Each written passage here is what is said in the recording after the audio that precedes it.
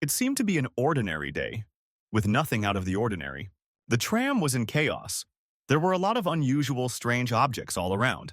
The situation resembled a movie set. Suddenly, a goblin armed with an axe appeared among the people. But this day promised to turn our gambler hero's perception of reality upside down, opening the gates to a real hell. His hands were shaking with terror. He tried in vain to call the police. The goblins began their bloody hunt, ruthlessly killing everyone who came into their sight. Panic-stricken passengers on the tram couldn't take their eyes off this horrific massacre. The gambler felt helpless, knowing what was coming next, and could not find peace. He realized that no one in this tram would escape death. All of them would soon become victims, lying on the floor, covered in blood, killed by goblins. The goblins, these ruthless killers who do not discriminate between children and adults, have already killed 80% of Seoul's population. The hero is faced with the question, will he be able to survive in the midst of this apocalypse?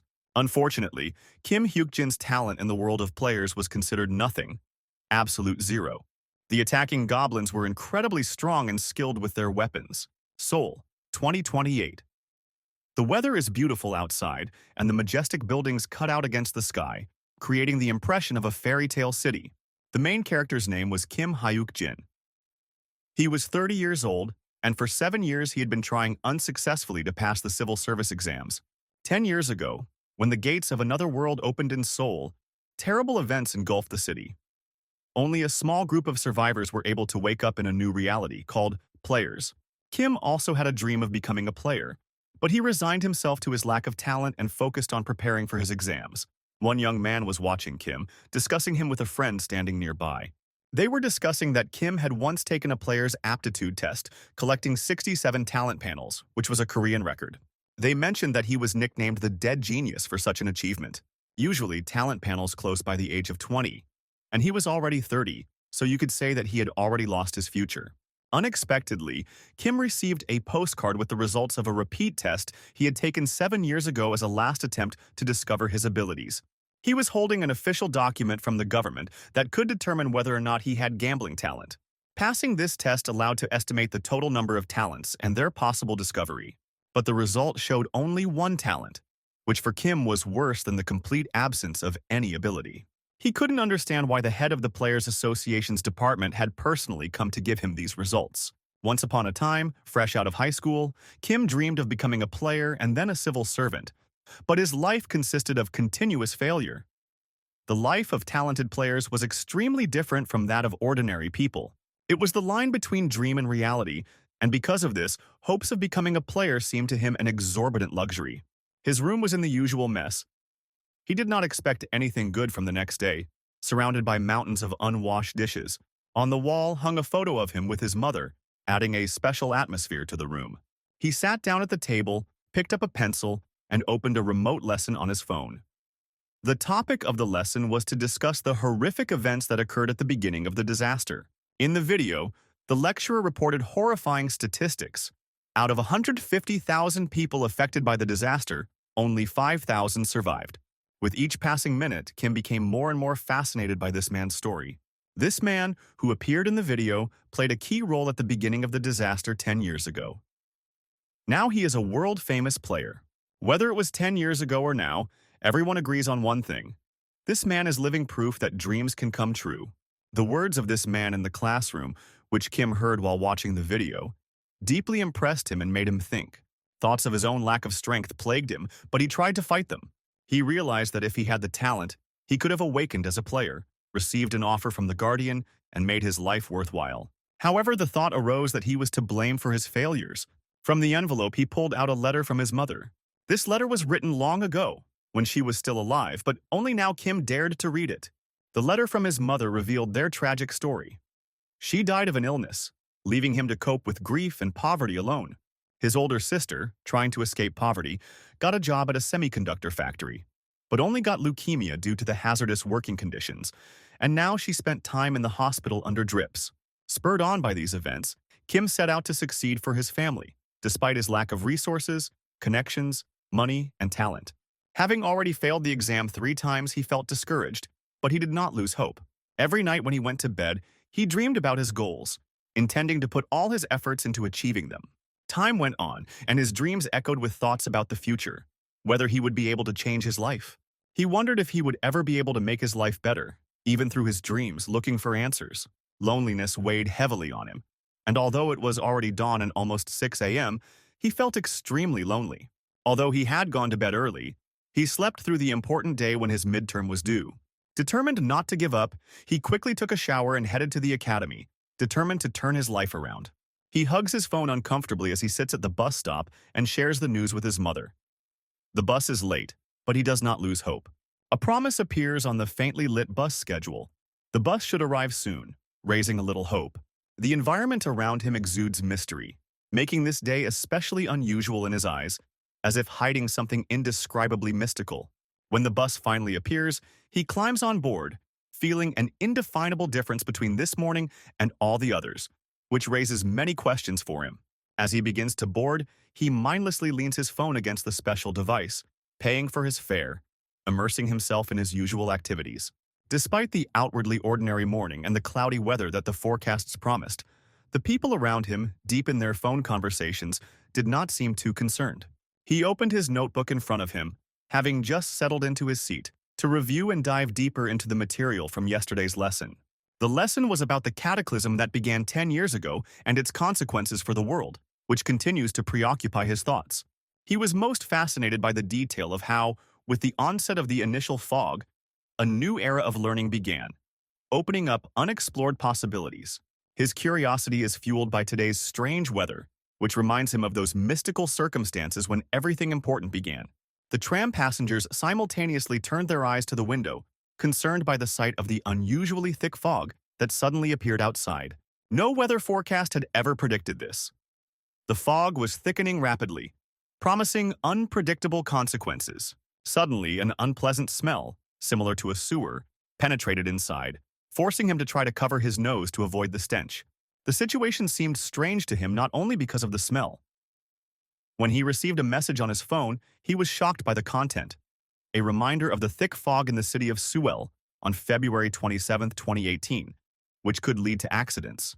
Reading this alert, he could hardly believe in the reality of what was happening.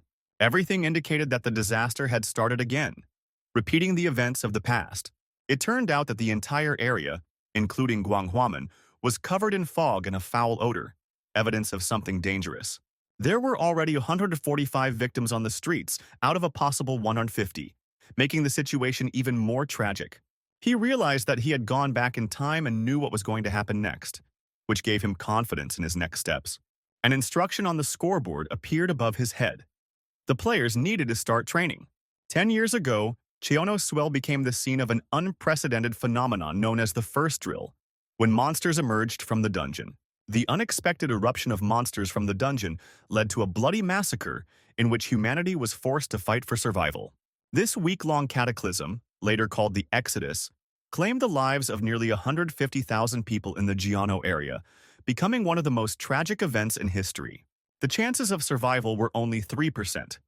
It was one of the most difficult days in human history, a test that the entire civilization was facing. However, over time, players emerged.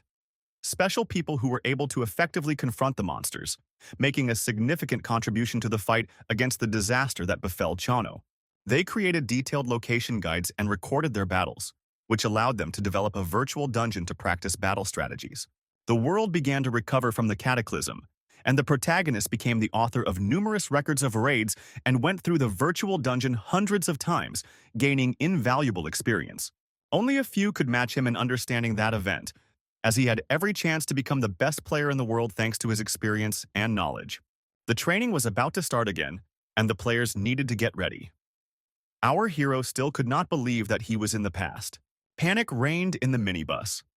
People, not understanding what was happening, were losing control of themselves, anticipating new challenges. Sitting in the minibus, he maintained an outwardly calm demeanor, but he was panicking inside.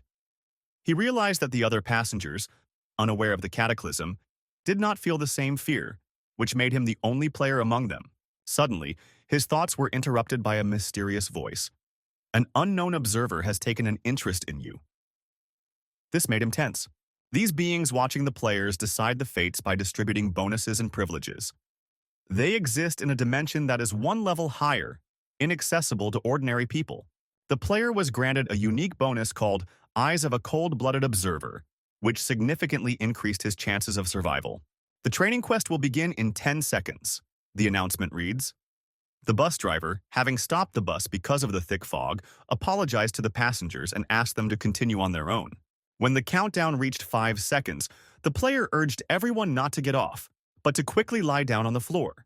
At the second of the countdown, the passengers froze in fright, standing in the aisle of the minibus not knowing what to do next. Suddenly, a portal opened right in the middle of the bus, and the figure of a woman with snow-white hair began to appear. It was a mid-level administrator known as Xenia, and her startling appearance shocked everyone present. Xenia introduced herself to the passengers, informing them about the beginning of the training and that they are now part of this unknown world. A blue card appears in front of the player, informing them that they cannot leave the training zone, and the number of survivors will determine the future difficulty of the tasks. The passengers, bewildered and disbelieving in the reality of the events, perceived the situation as a joke. Standing in front of Xenia, they demanded explanations, hoping for an easy solution. Xenia firmly informed them that the only task during the training was to use all possible strength to survive. The atmosphere of tension reached its peak when a man covered in blood crashed into the windshield of the bus with a fatal head injury.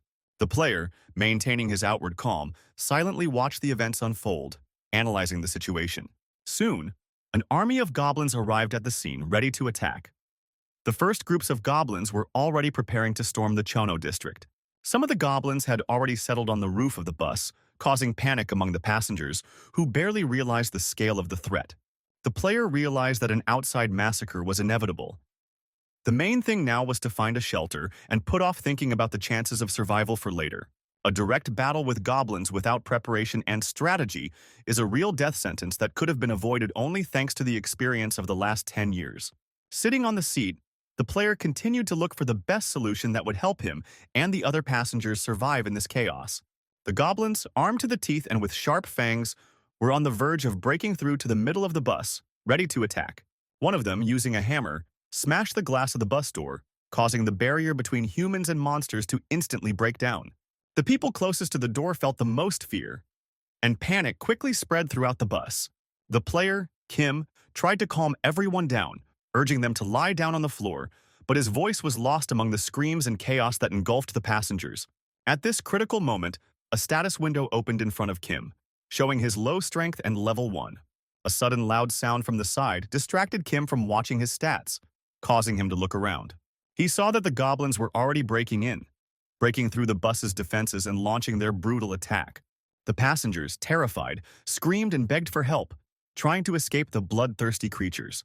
The goblins were relentless, killing everyone who came within their reach, indiscriminately, sparing no one. These creatures were absolutely ruthless, with one single mission: to leave no one alive who got in their way. Kim seemed to be lying lifeless on the floor, successfully faking death, while one of the goblins came over to make sure he was dead. The goblin, deciding that Kim was dead, lost interest in him and walked away, giving the player the opportunity to go unnoticed.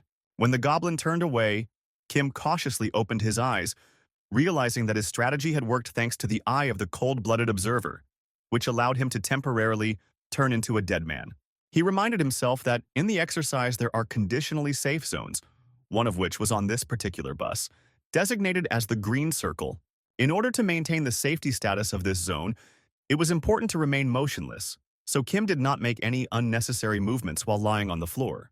Despite his fear and tension, he remained calm, realizing that any rash movement could deprive him of this protection. The Eye of the Cold-Blooded Observer bonus he received in the open beta functioned as an invisible shield that protected him from threats. Although Kim didn't know all the details of his new ability while lying on the floor, he realized that it gave him a chance to survive. He expected the first wave of the goblins' attack to last about 10 minutes, according to the knowledge he had gained from the future. For the first 5 minutes, the goblins actively searched for victims, breaking into the bus and starting their destructive raid. One of the goblins approached Kim, who was lying motionless on the floor, with distrust. The creature timidly touched his cheek with its wet and cold tongue, trying to determine if there was still life in him.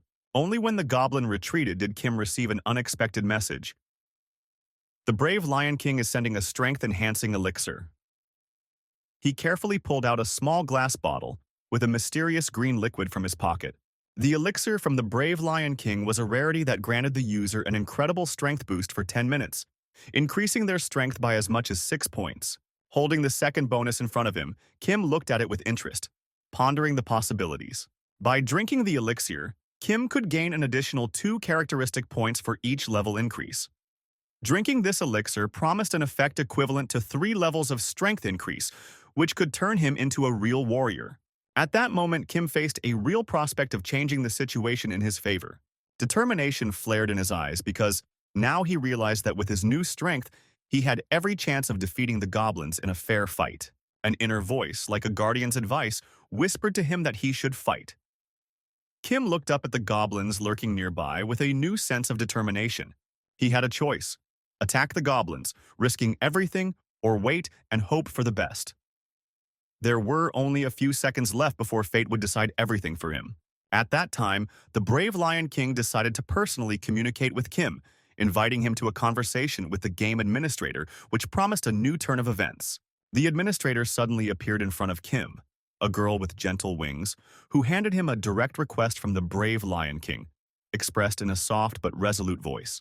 Among all the guardians of the virtual world, the Brave Lion King was famous for his ruthless bravery and indefatigable fighting spirit, often forcing players to throw themselves into the arms of danger without any regard for the consequences. But the administrator announced that the deal with the Lion King had already been made. The current safe zone would be marked and closed in 30 seconds, leaving little time for reflection. Kim quickly realized that, given his rebellious nature, the Brave Lion King could cancel the safe zone at any time, putting his life at risk. If the guard changes the rules of the game, shouldn't the players be compensated accordingly? He asked, trying to find a loophole in the situation. Kim began to argue his position, noting that the administrator could not ignore the existing rules, especially when players' lives were at stake. The administrator was obviously surprised by Kim's persistence and knowledge of the rules of the game. Without losing his resolve, Kim continued to insist on following the laws that were established in this world. Her surprise grew, because the last time someone had referred to the laws of the game had been so long ago that almost everyone had forgotten about their existence. Now, Kim stood in front of the administrator, tensely awaiting her response, ready for any development. Not receiving an immediate answer, Kim pointed decisively at the administrator, emphasizing that their conversation had cost him precious 10 seconds, and demanded that this time should also be compensated. With an unexpected warmth in her voice, she said his name, catching his attention. "You're right," she said, agreeing with him. According to the laws of the game, the safe zone would remain active for another 10 seconds after their conversation ended. As a bonus, Kim received a bottle of high-quality weapon-sharpening grease and a rusty iron sword, which, although not very strong, only 2 to 5 points, could be useful in difficult circumstances. Kim decided to take everything he could because any weapon could come in handy now. The portal through which the administrator had appeared began to close. The goblins' first attack was over, and they scattered in a hurry, leaving the bus. As they fled, the goblins left only chaos and destruction behind. The conversation with the receptionist gave Kim valuable time to survive, allowing him to avoid a collision with the goblin crowd and, as a result, survive. Soon after, a blue notification appeared in front of him, stating that the Brave Lion King was deeply disappointed at the lack of a battle. There were many victims left on the bus who had not withstood the goblin invasion, reminding him of the cruelty and trials that this attack had brought. At this critical moment, Kim focused all his thoughts on one goal: to survive. He gathered his courage, preparing for the inevitable trials that lay ahead. He quickly approached the bus door, but it wouldn't budge. The lock seemed to be blocked or broken. With a lot of effort, Kim managed to open the door, overcoming the resistance of the broken lock. A real test of survival awaited him. He remembered that there was a grocery store nearby where he could find food and water, as his 3 years of training had taught him the area well. The street was in chaos. Kim ran past scattered cars and debris, and the fog made it difficult to see. The bus was the only landmark in this chaos. It kept running, stopping from time to rest, leaning on parked cars. Despite being surrounded by dead bodies, Kim felt strangely calm. Perhaps it was the effect of his eye of the cold-blooded observer skill. Suddenly, a small hand came out from under the car next to his leg. Kim flinched in surprise. He cautiously bent down to get a better look at who was hiding there. His heart was beating faster with excitement. A child, about 13 or 14 years old, crawled out from under the car with frightened eyes begging for help. "Please save me," she whispered, holding out her trembling hands to Kim. Observing the situation, Kim could not believe his eyes. Not only was he looking at a child who had survived the disaster, but also at a goblin that seemed to have disappeared after the first attack. This caused some chaos in his understanding of the rules of the game. The goblin, which appeared as if from nowhere, held a knife at the girl's leg, threatening her. This situation was unpredictable and required immediate action. The girl, with tears in her eyes, begged for help, looking Kim straight in the eye. Her gaze was full of fear and despair.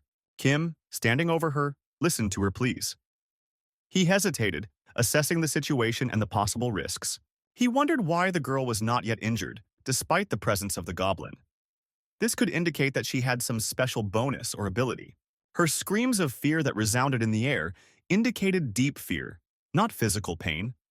Perhaps she was also a participant in this chaotic world with her own unique abilities. At that moment, the administrator angel appeared in front of Kim again, warning that even if this goblin was only a child of its kind, it would not be easy to defeat it at the initial level. She also hinted that a talent like the girl's was rare, and even the King of Fists would be jealous of such an ability at the initial stage. Recognizing the urgency of the situation, Kim realized that if he did not take immediate action, other goblins might soon arrive, which would undoubtedly lead to tragedy. Realizing that there is little time to think, Kim has to make a decision. Act immediately to protect the girl, or find another way to resolve this threatening situation.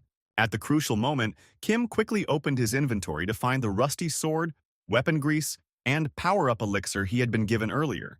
Swinging the rusty sword, he aimed his strike at the goblin's vulnerable point, right in the neck from behind to deliver a fatal blow without taking any unnecessary risks. The blow was precise and deadly, and the goblin fell lifeless to the ground, a testament to Kim's difficult choice to protect life at all costs.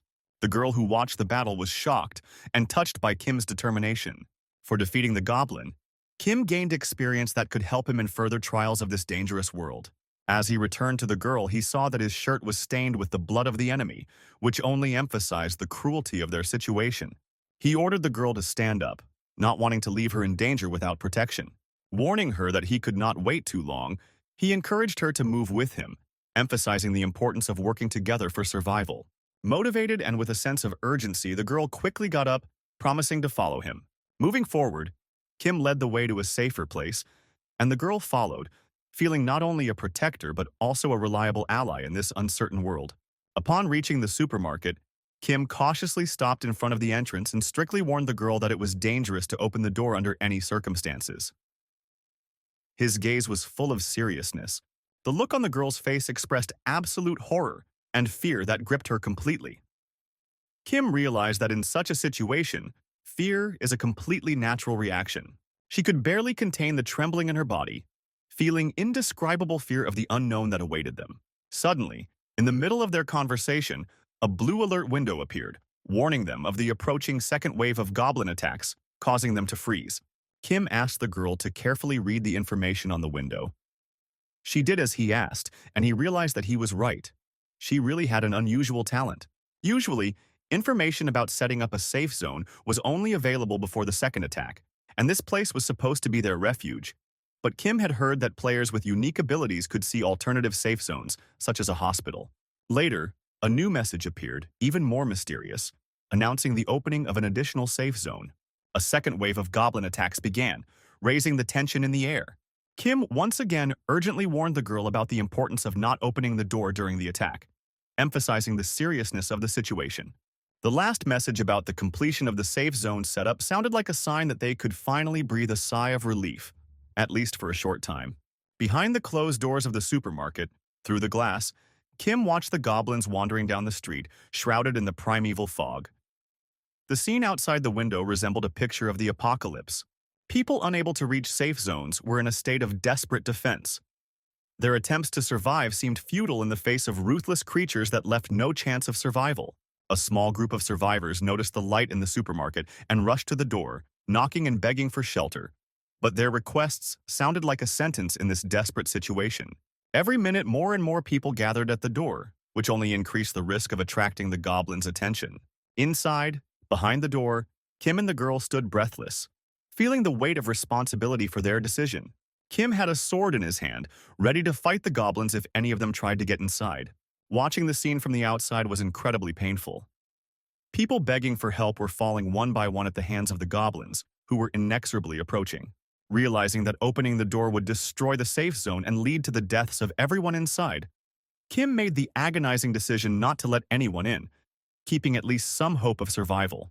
Despair and powerlessness enveloped them both, especially the girl, whose trembling grew stronger in the face of the horrors unfolding before them.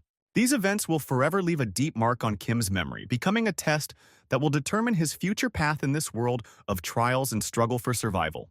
Standing outside the supermarket, witnessing the apocalyptic chaos in the streets, Kim felt deeply resentful of the system that threw them into this cruel world and the guards who stood idly by. A vow of revenge was born in Kim's heart against those responsible for this disaster. He promised himself that he would do everything possible to make those behind the chaos pay. For 6 hours after the second goblin attack, the situation on the streets did not change. Chaos and destruction continued to reign everywhere. All these hours, Kim and the girl remained in relative safety inside the supermarket, supporting each other in this difficult time. Later, the girl approached Kim to express her gratitude for the rescue and introduced herself as Kang Seong-hwa, who was 14 years old. Kim interrupted her, saying that his help was not unselfish and he could not guarantee her safety throughout the ordeal that lay ahead. His words were harsher than he intended, and they provoked the girl's fear of being left to fend for herself. When Kang Seong-hwa cried out, begging him not to leave her alone, Kim realized that his words might have sounded too harsh. He explained that he could not promise her complete protection for the rest of their journey, as even his own survival was in doubt. But what was important was his assurance that he would not push her away unless her presence was an immediate threat to his life, which was at least some comfort to Kang Seong-hwa in this uncertain world. Kim strongly suggested that Kang Seong-hwa rest, emphasizing the need to be rested before leaving the supermarket the next day, as they would be facing a new stage of survival the next day. As Kim was preparing to leave, a message appeared in front of him with a list of safe zones: a school, a convenience store, a hospital, and an additional zone, the Gwangwamun Tower, which seemed to be of key importance. He carefully reviewed the information, contemplating which location would be the best choice for further shelter, and gathered his belongings in preparation for leaving in the morning. When they finally opened the doors of the supermarket, Kang Seong-hwa stayed behind Kim, ready to follow his lead. What they saw beyond the threshold resembled a scene from their worst nightmares. The streets were covered with corpses and the air was permeated with the smell of death and despair. A picture of the apocalypse was unfolding before them, which shocked even the experienced Kim. Kang Seong-hwa tried to keep her cool, but her eyes spoke of inner fear. The city that was once full of life had now turned into a wasteland, where the only witnesses to the events were soulless bodies. Seeing the fear in the girl's eyes, Kim realized how much the situation had affected her psyche. He asked her to be very careful and beware of the dangers that could lurk at every step of their journey. He emphasized the importance of caution in this dangerous world. Kim instructed Kang Seong-hwa to warn him of any danger or unusual things she noticed during their journey. They hadn't gone far when the girl pointed out a strange creature right in their path. It was a jelly that was moving in the middle of the road. Kim was surprised to meet a slime so quickly. These creatures were considered neutral monsters, so their threat level was not clearly indicated. He regarded the slime as easy prey, and using a rusty sword, he quickly cut it in two. Having destroyed the jelly, Kim received some coins and additional experience, which was a small but pleasant reward. While using the sword, Kim felt a strange déjà vu, as if his hands remembered his old fighting skills, even though this was his first real fight with a sword. The appearance of the rusty iron sword notification reminded him of the weapon's modest performance, but that didn't stop him from fighting. On the way, they encountered another jelly, and Kim easily dealt with it, making it the 5th monster he had destroyed in a row. His level increased, bringing 2 bonus characteristic points and 1 bonus random characteristic point, which was a significant improvement in his abilities. When Kim began to emit a faint glow after leveling up, Kang Seong-hwa asked what was going on, not understanding the nature of the phenomenon. When she found out that you can level up by destroying monsters, her surprise knew no bounds.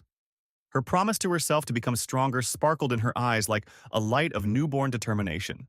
Swinging his sword, which felt strangely familiar in his hands, he cut through the jelly monsters with such agility that it was as if he were dancing with death to the rhythm of a long-forgotten waltz. His level increased, reaching the 3rd level. This fact flashed before his eyes like a badge of honor, engraved on a warrior's shield. The speed with which he raised his level surprised even himself, leaving a trace of indescribable intrigue in the back of his mind. Again, the message came about the bonus point of a random characteristic, challenging his ability to adapt for the second time. The King of Fists, mentioned in ancient records as a warrior who had passed through trials by fire and sword, involuntarily resonated in his memory. Turning the pages of the past, he recalled the repeated tests that had brought down the thunder of unrecognized talent on him, until the door to the talent panel opened. Now he was beginning to realize that he might be an early bloomer, a player who shows unprecedented growth at the dawn of his career. As they walked along, they did not notice the figure of the administrator materialize behind them, like a shadow coming from the depths of the night. Having reached the third level, he somehow attracted the attention of the guards, becoming the center of the whirlwind of events. The realization that he could be an early bloomer filled him with unwavering determination. With the sword in his hand, which was already beginning to lose its luster, he rushed into the battle with renewed vigor, as if this particular test would decide his fate. Another jelly monster fell before him, split in half by a powerful stroke of his sword that sliced through the air with an ease he had never experienced before. With each swing, his blows became only stronger, as if each enemy that fell at his hand added to his strength. The fire of struggle burned in his eyes as he cut through the monsters one by one, holding in his heart the knowledge of an elixir that could heal mana in 3 years. This goal, worth billions, was the beacon that guided them through the darkness. As he approached the tower where he continued his relentless fight against the slimes, his level skyrocketed to level 5, providing him with 2 additional bonus characteristic points. Discovering the system's new feature of creating groups after reaching level 5, he immediately sent an invitation to his companion to join.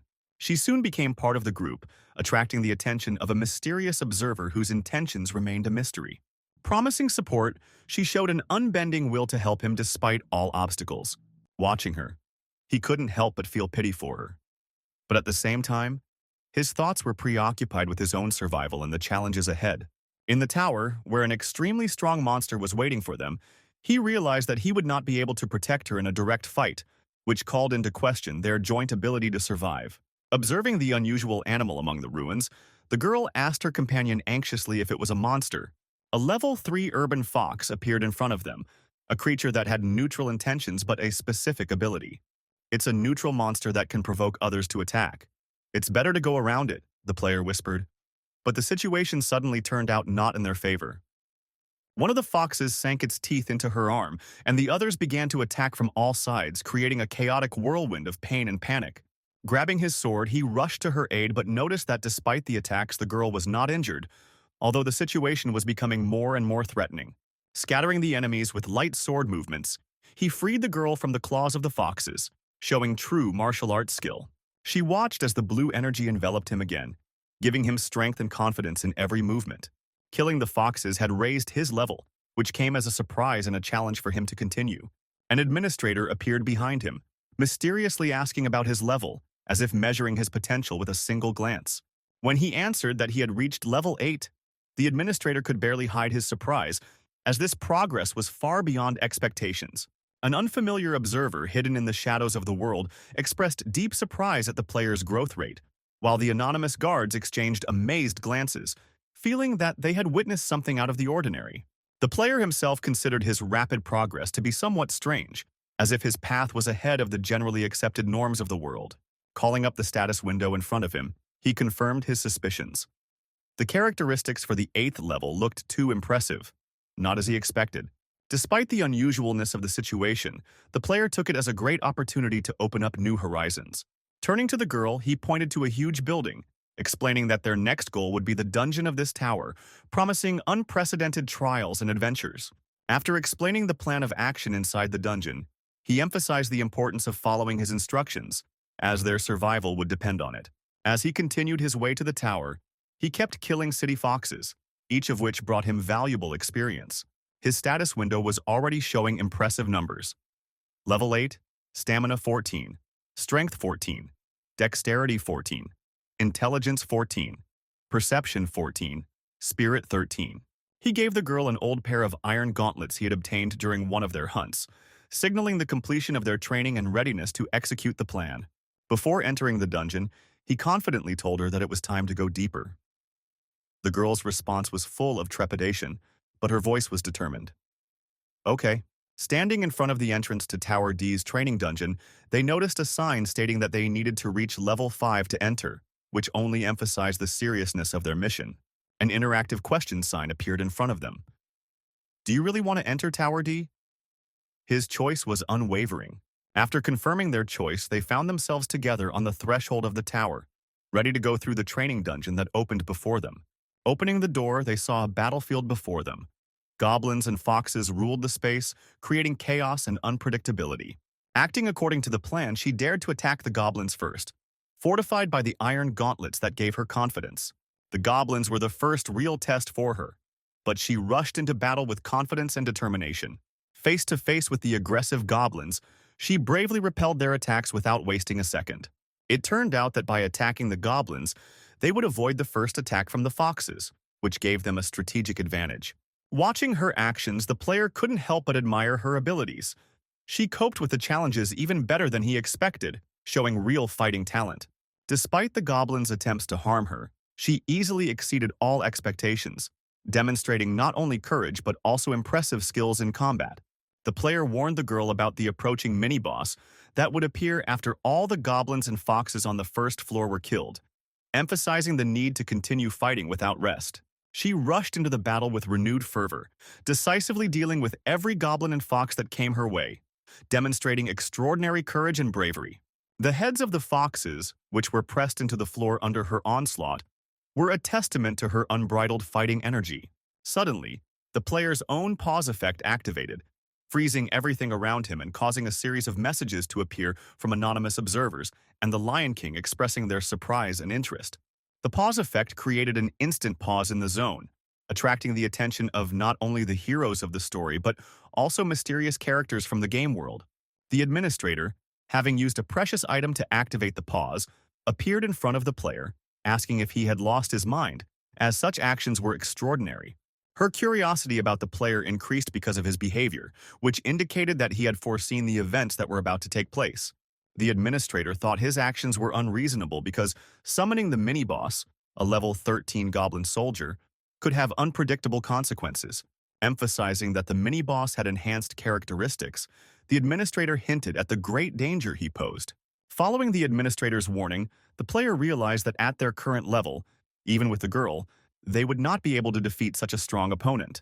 Undaunted by the administrator's disagreement, the player asked her if she really cared about his fate. Her piercing look, full of incomprehension of his words, only confirmed his guess. He became a character who was the focus of not only the administrator's attention, but the entire game. Administrator Senya recognized that his ability to predict events made him exceptional, but also potentially dangerous to the stability of their world. The player, looking steadfastly into her eyes, realized that his success was important to the administrator, because she was counting on his abilities in the future.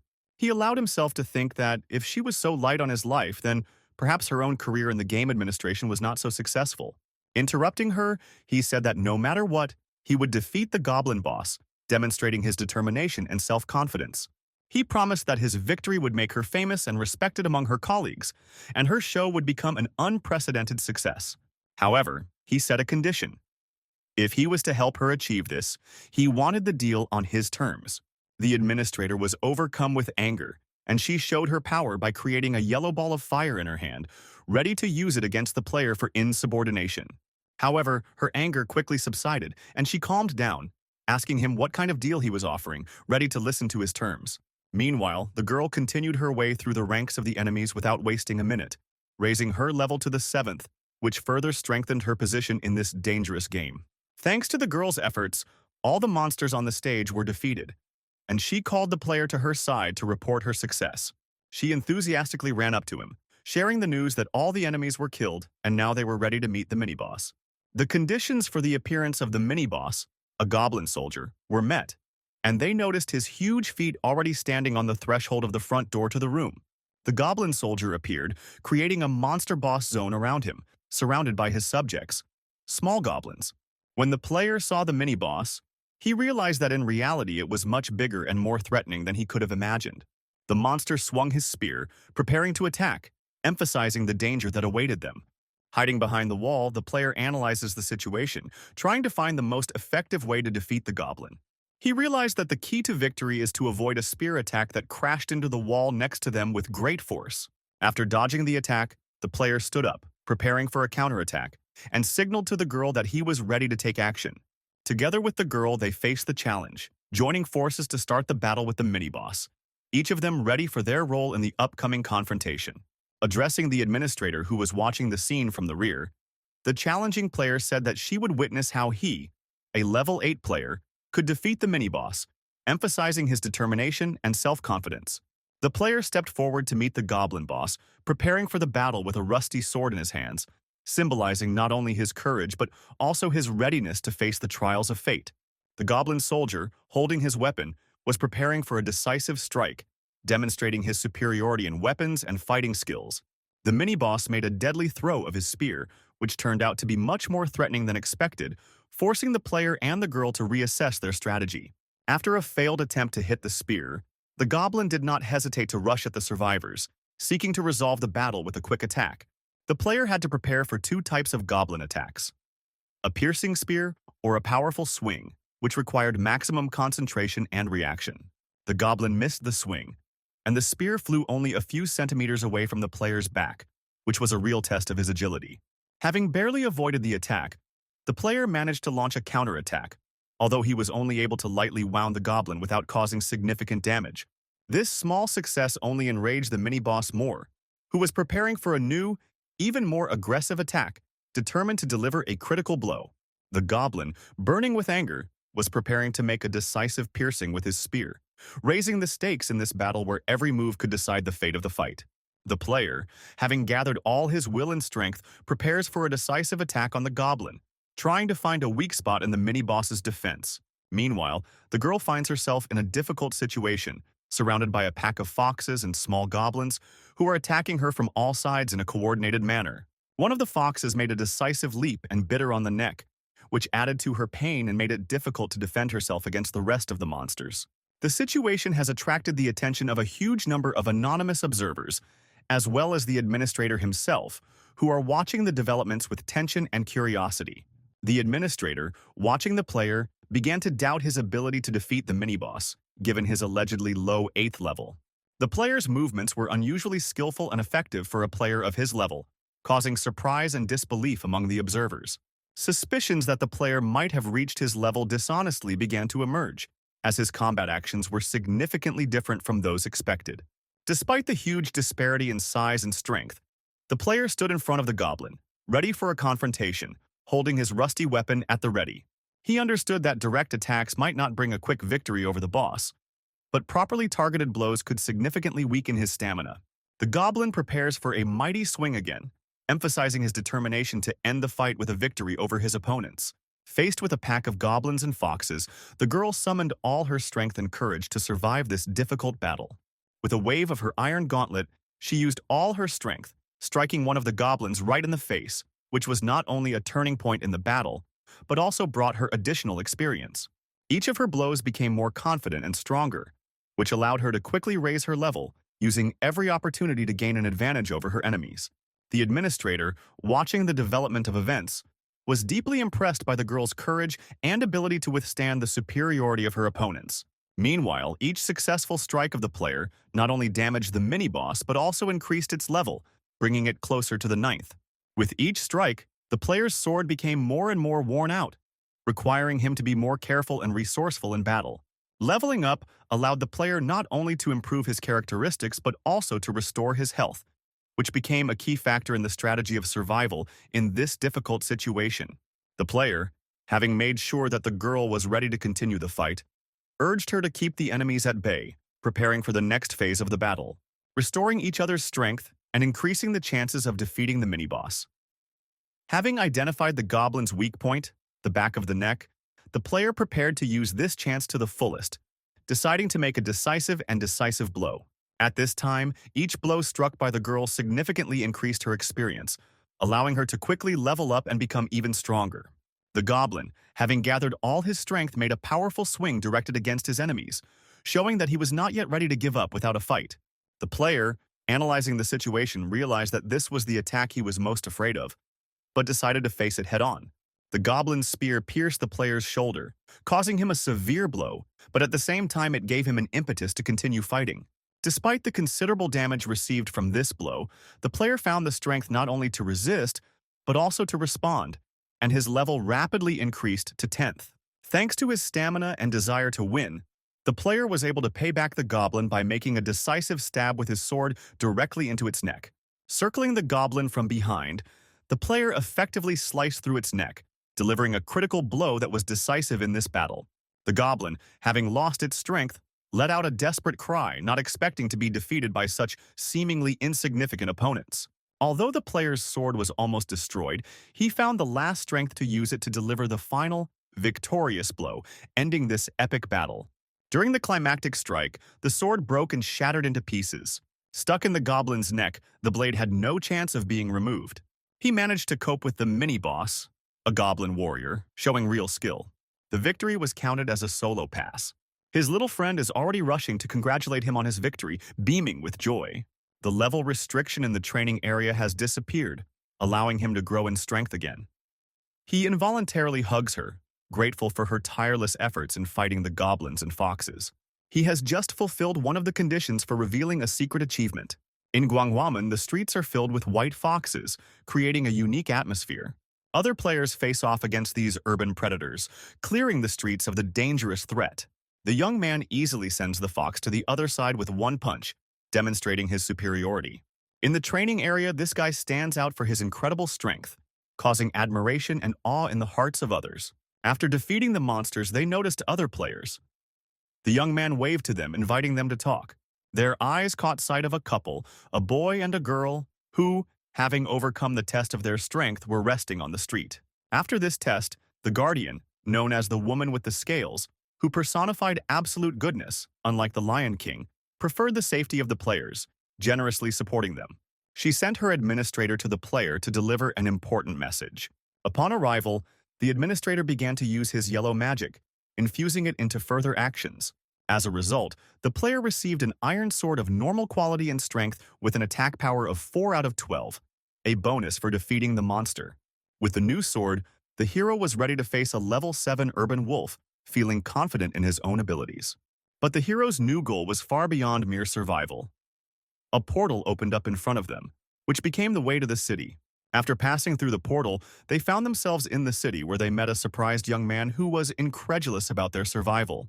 Their meeting was the beginning of a new chapter. Although it was the first time the player saw this young man, he immediately recognized him as if they had known each other for a long time. He turned out to be the King of Fists, one of the 8 most famous players in Korea, who would later become a legend. The King of Fists, surrounded by a crowd of rescued people, curiously asked the players how they managed to survive in such conditions. He felt the potential in the boy and offered him to join his team, considering him a valuable addition. The player replied that he and the girl could rely on each other and politely declined the offer, emphasizing their independence. The girl watched their interaction with interest. The King of Fists, surprised by this refusal, scratched the back of his head and, although regretful, respectfully wished the player good luck. The crowd behind them was amazed at the player's decision to refuse such an honor. Before he left, the player turned to the King of Fists and gave him some friendly advice. In his advice, he said that when facing a particularly strong monster, you should aim for the left eye, which made the King of Fists think twice. At first, the King of Fists did not understand the meaning of this advice, but after thinking about it, he expressed his gratitude, feeling that it could be useful. Despite the fact that the heroes had to move on, the girl's curiosity remained unsatisfied, and she asked anxiously if these people would manage without their help. The player reassured the girl, saying that the people around the King of Fists seemed strong enough, but they should keep their own safety in mind above all else. Despite the outward confidence, he realized that they had serious challenges to face. According to the King of Fists memoir, Yu Hyun and a dozen survivors will find themselves in the dungeon of Tower D, where they will face difficult trials. After successfully completing the first level, their attempt to conquer the second floor will result in the appearance of an unexpected enemy who will almost completely destroy the group, leaving Yu Hyun as the only survivor. After receiving a title for completing the training and becoming the first person to clear the dungeons of Tower D, Yu Hyun admits that attempting to pass the second floor was the biggest mistake of his life. Continuing his journey with the girl, the player realizes that this time everything can be different, but joining them is too risky. The girl notices the monsters ahead and points at them, showing her attentiveness. Thanks to her keen eyesight, she can clearly see the wolves ahead and realizes that they must be stopped. The wolves let out a frightening roar, their eyes blazing with an unrelenting red light. Demonstrating mutual understanding and teamwork, they rush together to fight the wolves, holding their weapons tightly in their hands. The girl, like an experienced warrior, deftly killed one of the wolves with the first blow, showing extraordinary skill. The iron sword made it much easier for the player to fight monsters, making each blow more confident and effective. His new goal was not just to complete dungeons, but to remove the level limit, which required him to be focused and dedicated to the goal. The main goal was to reach level 10, which could be achieved by killing monsters and gaining experience. Wolves turned out to be much more valuable in terms of experience than foxes, allowing the player to level up faster. In the fight against wolves, the girl's bat proved to be more effective than any metal fists, giving her an advantage in battle. Killing these wolves allowed the player to reach level 11, becoming the first to reach this mark, setting the bar high for others. He was presented with a notification of the title of Discoverer for his achievement, honoring him as a pioneer. This honorary title, given to the pioneer of new territories, brings incredible bonuses, emphasizing his contribution to the exploration of the game world. After completing this level, they continued their journey forward, armed with a bat and an iron sword, ready for new challenges. From her vantage point, the administrator closely monitored the player and the girl's movements, studying their every move. Their ability to successfully navigate their way through the challenges attracted the attention of not only the administrator, but also the guardians, arousing their growing curiosity. After receiving a message from the guard, the administrator was ordered to conduct a full investigation to understand the essence of the player's success. The administrator did not lose her attention, continuing to follow the route of the heroes, trying to predict their next steps. Her interest and persistence were so pronounced that her emotional state became obvious. This interest deepened when she learned that the player was awarded the title of Discoverer, but the details of this title remained a mystery to her.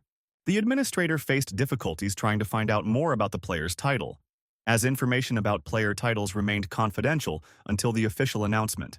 Her job was made more difficult by the player's reluctance to share information, forcing her to keep the guard in suspense and anticipation. Today's route of the heroes was to Cheonggyecheon, and they planned to continue their journey there tomorrow. At the same time, a large number of people gathered near Gwangamun. The crowd's discussion of the newly discovered dungeon sparked excitement and speculation about the potential dangers and rewards that lay in its depths. The organizer tried to encourage people by emphasizing that, while the unknown of the dungeon held risks, the changes in the world made those risks worth the great rewards.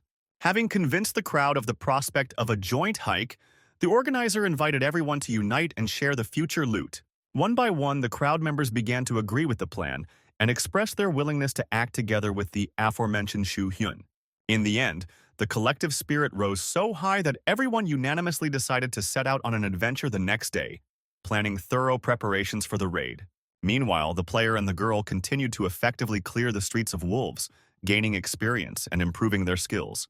Repeated encounters with wolves allowed them to become much more agile and effective in combat, as the girl noticed.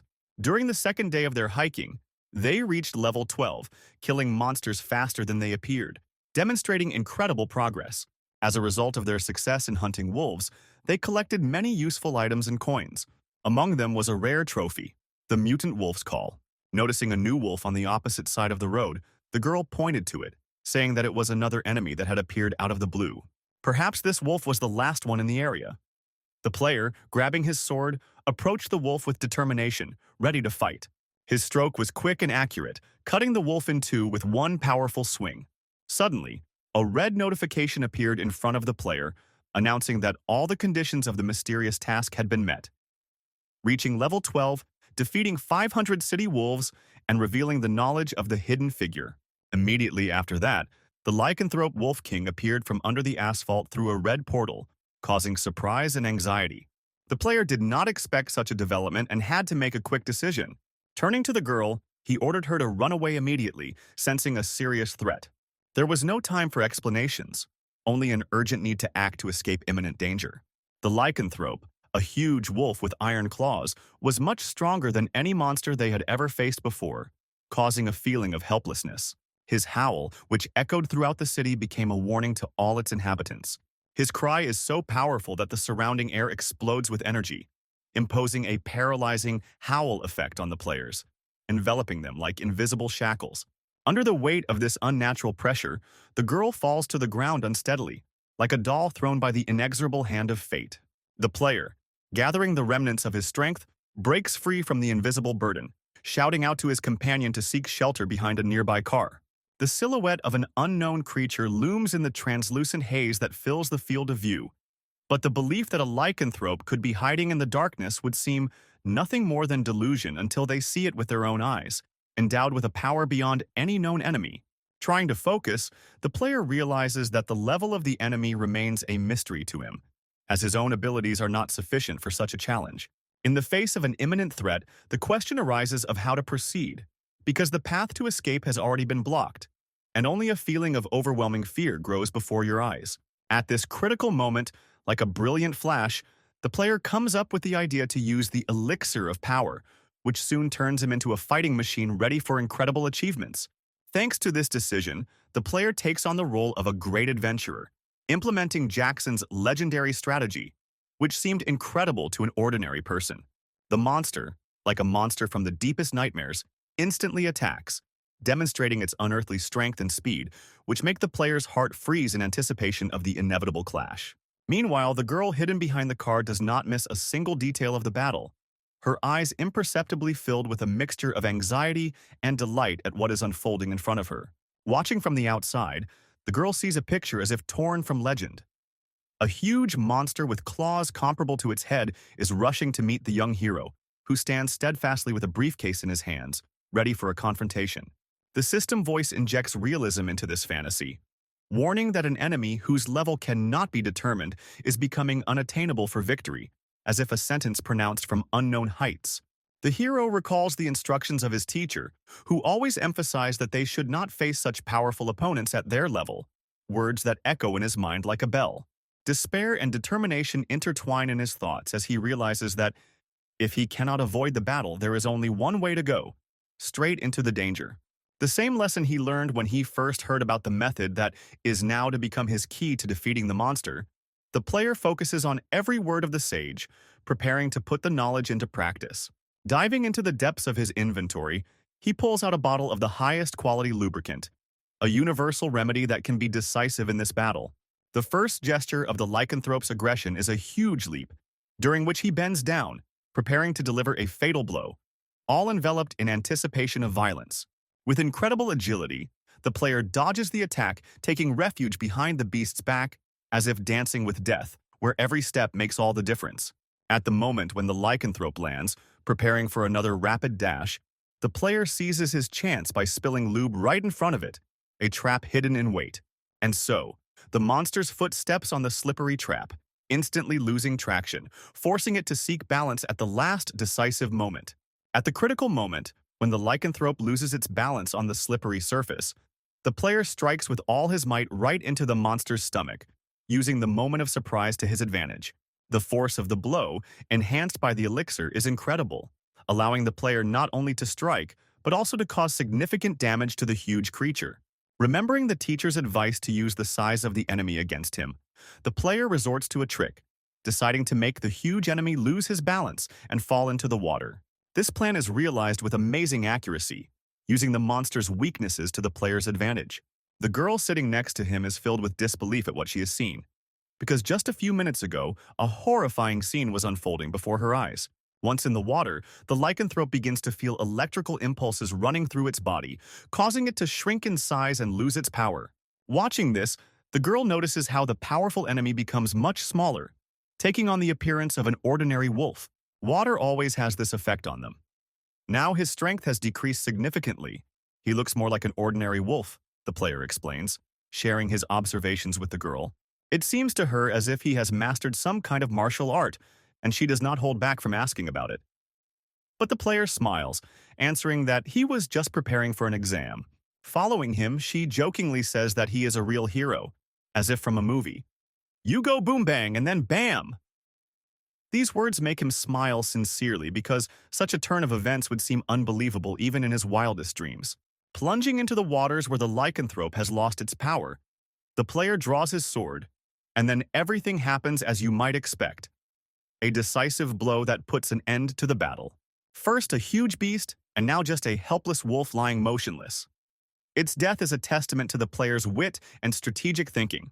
Success in the battle gives the player a well-deserved level increase, up to 13, marking his growing skill. But this is only the beginning. The first level up is soon followed by others.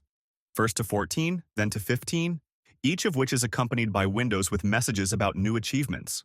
Having received the title of Excellent Hunter, the player also wins a hidden figure of a lycanthrope, which becomes a testament to his victory over a powerful enemy. The bonuses and coins keep coming, and messages from other bosses in the game's world, the woman with the scales, the unknown observer, and the brave Lion King, show their admiration for his actions. It would seem that even the game administrator was not indifferent to this event, appearing near the player as if to anticipate his success. She not only confirms his new level, but also prepares to reveal to him the secrets of the item store that opens, thanks to his new achievements. At first, the player doubts the availability of this new feature, but the administrator quickly dispels his doubts, assuring him of the opportunities that are opening up. In the item store, players can use the coins they earn to purchase special items. Studying the assortment of the store, the player comes to the conclusion that 4 items will be more than enough for the training area for the upcoming challenges. The administrator suddenly interrupts his thoughts with a personal question. She wonders if the player can share his real name, adding a touch of mystery to their interaction. The player, a little surprised by this question, answers evasively, noting the indirect signs of curiosity on the part of the administrator, despite her attempts to hide it. Without wasting a moment, the administrator suggests checking other awards and titles, to which the player replies that he will do so personally, hinting at a desire to maintain a certain distance. The player decides not to reveal all the cards at once, preferring to maintain an atmosphere of mystery and intrigue. As he prepares to continue his journey, he shares his plans with the girl, who asks curiously about their next steps. They decide to go down to the dungeon, to the second floor of the tower, where new trials and adventures await them. On the second floor, a monster awaits them, much more dangerous than their previous opponents. This challenge is taken on by a warrior who, having gathered a team, finds himself in a lonely battle with a terrifying enemy, demonstrating courage and readiness to fight for a common goal. In the face of the unknown, the young man stood alone against the monster, face to face with danger. Rushing forward with all his strength, he threw a punch straight at the monster's head. The iron gloves on his hands did their job, increasing the damage. The answer was not long in coming. The giant goblin hit him right in the chest, and the retaliation was instant. Standing next to the giant, the young man could not believe that he had survived so many blows. The fight seemed like a battle against an unyielding wall. He needed a plan. He remembered a conversation with another player who had advised him to aim straight for the eye. His thoughts were interrupted by the goblin's fist, which suddenly appeared near his head. Gathering all his strength, he managed to avoid the blow, finding himself right under the giant's hand. However, the goblin's next punch hit him right in the head, and blood splattered. The power of the blow sent the young man flying away as if he were in a wind tunnel, losing control. The goblin's attention suddenly shifted to the appearance of a new player, adding tension to the already chaotic battle. When the player and his companion entered the boss zone, a message appeared before their eyes. Escape is possible only for the next 10 seconds. However, they were not facing a goblin, but a magic troll of an unknown level, a riddle waiting to be solved. The player, Yu Hung, who had just fought the goblin, lay moaning in pain, gripped by suffering after being hit by a powerful blow. The player's glance at Yu Hung revealed his helplessness. He was unconscious, surrendered to fate. Acting decisively, the player turned to his inventory and pulled out a weak healing potion, hoping for a miracle, even with the slightest of efforts. The man from Hayun's team, who was also badly injured, barely spoke a word, advising the player and the girl to run away as fast as possible. Seonghwa took the potion from the player and was ordered to distribute it to all the injured, including the young man, sharing the hope equally. The player was determined to fight the troll, while the others had to stay out of his way and provide rear guard. Thus, the player found himself face to face with a giant troll, the third monster on his path, but still undefeated. The boss of the second level of the tower was a mystery that seemed to be known best by the player who was ready for new challenges. It turned out that the troll's name glowed red, like a lycanthrope, signaling the extreme difficulty of defeating it. The red name meant that its level was so high that it could not be detected. Trolls are known for their survivability and endurance. Their property is their boss strength and resistance to physical attacks, making them difficult opponents. Yu Hung suffered almost no damage from melee, more from weapons. He sat leaning against the wall, barely feeling his body. The player, without feeling fear, armed himself with a sword and bravely moved to fight the troll. The people who had previously suffered from the troll's attacks shouted at him, advising him to run away and save himself. The angry troll struck so hard that even the floor could not withstand it, breaking into pieces. The player knew his opponent well, which allowed him to predict that each subsequent blow of the troll would become slower. Before the troll knew it, the player was behind him, and the wind from the player's sword rustled next to his head, leaving a cut on it. The player did not have a clear strategy against the troll. The blow he struck was insignificant. It seemed that only constant attacks could work against such an opponent, giving him no chance to recover. The King of Fists, whom the player was familiar with, was able to defeat the troll and win the title thanks to one key advantage. He threw many punches in a row. This tactic was effective because the continuous rain of blows did not give the troll a chance to recover or counterattack. At the same time, the player's companion tirelessly distributed potions to everyone who needed help, trying to heal wounds and support the soldiers. During the clash, the player activates the effect of the Excellent Hunter, which allows him to predict the trajectories of the troll's attacks and dodge thanks to the points invested in agility. The player could relieve fatigue from the intense battle with the troll with the help of potions purchased in the store, which gave him a short-term recovery. Looking at the troll, the player noticed that the giant was starting to get tired. If you are careful, there is a chance to defeat him completely. The troll rushes at the player with all his might, starting a grueling battle where every blow counts. The battle was marked by blood splattering in all directions, leaving scattered traces on the ground and weapons. All the observers present were stunned and fascinated by the player's courage and endurance, wondering who he was. The battle had been going on for an hour, and the player was feeling very exhausted. His sword was covered in blood, a testament to the difficult struggle for victory. Every blow the player struck at the troll was proof of incredible endurance and strength. Observers could not believe that an ordinary person was capable of such a thing, but few knew about his true level. Among the spectators, there was a man who noted that this player was much stronger than Yu Heng, whose fame was known far beyond the battle. The troll, although receiving numerous blows, was still standing, although he could barely hold on. Suddenly, a message appears on the screen stating that the troll's regeneration ability has disappeared, giving the player the advantage. In the past, as a top player, he could never have imagined facing such a dangerous opponent. Kim Hyukjin, once a civil servant, turned into a player, changing his fate and taking on a new role. The player realized that the clock was ticking, and with 15 minutes left, he raised his sword above his head, preparing to deliver the last decisive blows. The player was surprised by a window that appeared above him, informing him that the brave Lion King wanted to help him by granting him the gift of outstanding strength. The power of the player's next attack increased by 100%, giving him confidence in his movements. A thought flashed through the player's mind, mixed with surprise and disbelief. Why now? But he quickly focused on the goal. Using this incredible gift, the player deals double damage to the troll, making the most of the advantage he has gained. At this point, the damage count lost all meaning, as the player skillfully sliced through the troll from the top of its head to the bottom of its body, causing blood to gush from its nose, beard, and neck.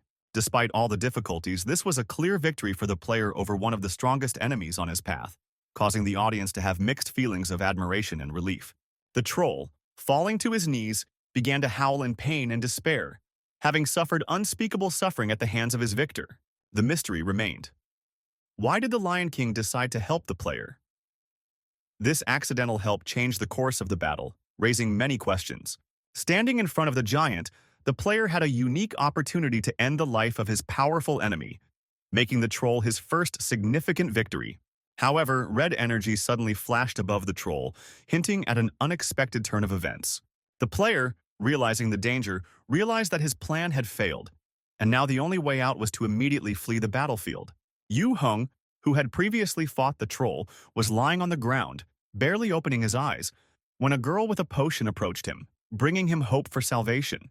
With great difficulty, he gathered the last of his strength to get up and sit down, eagerly asking the girl about the monster's fate, to which she replied by pointing in the direction of the boss.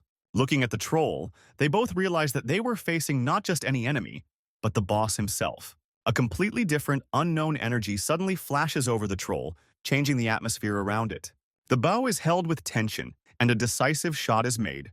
The player turns around, not expecting this development. He thinks pensively, who could have done that? The arrow pierces the troll's head with incredible accuracy, hitting it right in the eye. Standing in front of the troll, the player sees a young man with a bow behind him who has just made a good shot. After killing the troll, the archer explains that he couldn't let anyone else take their prey because they were the first to arrive. The player thinks anxiously about his achievements, which can now be taken away by this stranger. He calls out to the young gunslinger to flee, but the latter, not understanding, asks, "What?" The player repeats his warning more decisively, emphasizing the impossibility of protecting him in this situation. A message appears on the screen. Boss Magic Troll has lost his mind. The boss is going berserk. At the crucial moment, the player rushes to Xionghua, shouting that they need to run away immediately. They flee together because the boss's loss of sanity causes the boss zone to vanish into thin air. An escalator to the first floor appears in front of them. The mini-boss area of the tower, which can accommodate up to 15 people, has no limit for going down. The young man who shot the boss in the eye with an arrow also tries to escape, but the boss grabs him by the head with one hand and slams him to the floor with terrifying force, crushing his head. Yu-Hyun finds himself right behind the monster, who turns his head in his direction, causing Yu-Hyun to feel imminently threatened. The player and Xionghua speed up their run toward the escalator, hoping to escape the boss's uncontrollable rage. In this moment, the player realizes that he has made a mistake, allowing the situation to get out of control. He realizes that the chaotic events caused by the greed of the other players are partly his fault, as he did not take them into account in his plan. Now that the boss zone has disappeared and the boss has entered the berserker state, he is not limited to the second floor. Upon reaching the entrance to the escalator, the player turns to Xionghua, saying that they need to go downstairs immediately. On the second floor of the parking garage is a safe zone, which the player prefers for their temporary shelter. That's where they should go now to avoid further danger. A troll suddenly starts chasing them, appearing behind them so quickly that they don't even have time to realize it. Their situation on the second floor becomes even more desperate, and the realization that everyone else is already dead only adds to the horror. With all his might, the troll rushes at them, intending to deliver a devastating blow.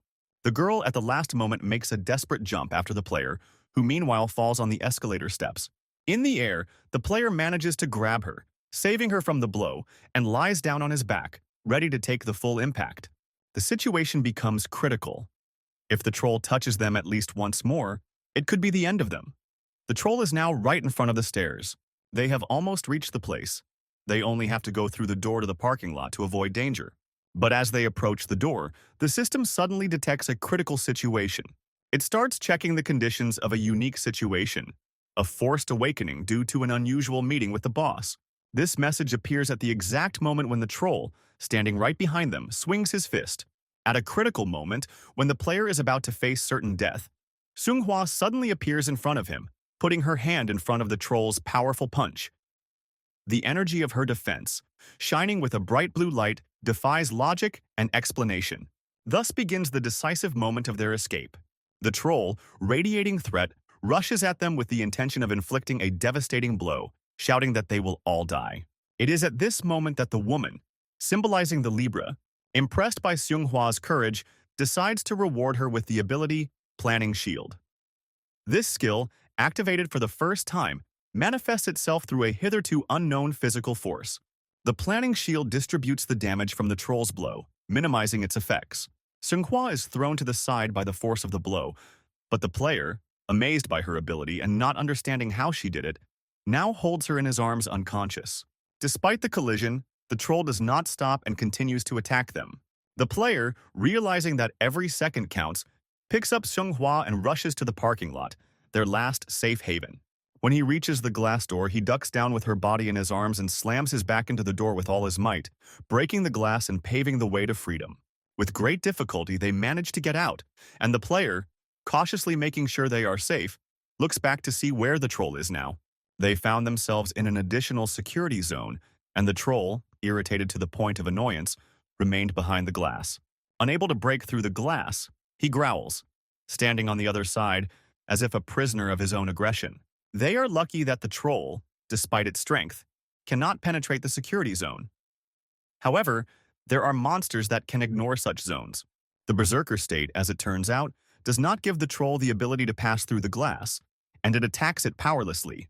Enraged, Seung-hwa, who sacrificed herself to save them, now lies unconscious in his arms. Her small hands, which she used to stop the attack, have been crippled. The player can hardly believe her bravery. How Seung-hwa got this skill remains a mystery, but it saved them. The problem is that the damage distribution could have damaged her brain. Given the troll's rapid transition to Berserker state, its health must have been critically low. It becomes too hard for the troll. His body is stretched to the limit, and blood is splattered in all directions. Eventually, only his legs remain, and his body explodes, putting an end to his furious anger.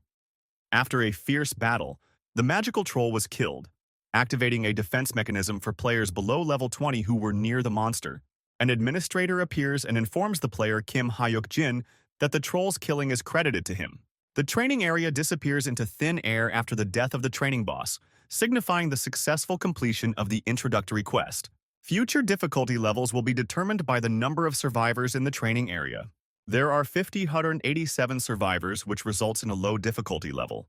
The results of the training phase are being summarized, but Kim's thoughts are focused elsewhere. On Seung-hwa, who is unconscious in his arms. All participants receive a system reward, 1,000 coins and a set of armor for beginners.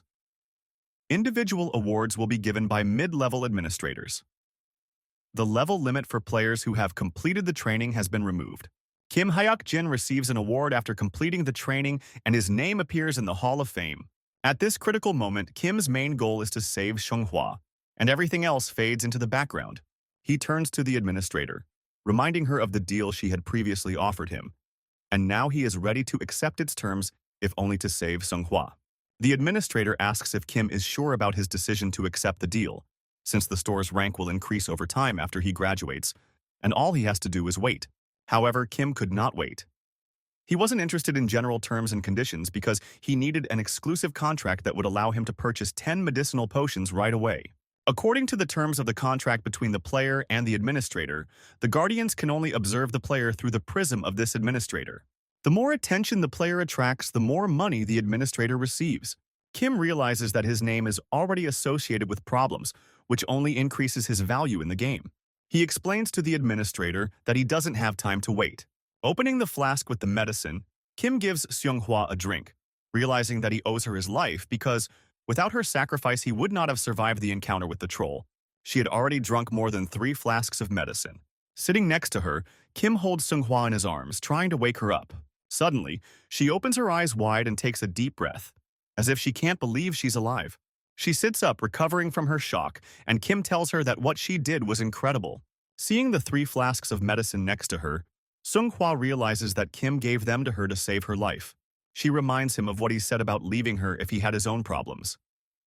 Kim is silent at first, then turns away, but eventually says that it would be a shame to leave her after everything she has been through. "You didn't leave me," she says, and begins to cry with happiness. Administrator Senya is preparing to announce the individual awards, but Kim interrupts her, asking about the store's ranking. He points out that they didn't sign anything, to which Senya reacts with surprise. She is outraged at how easily he deceived her, as a document had to be signed to activate the deal.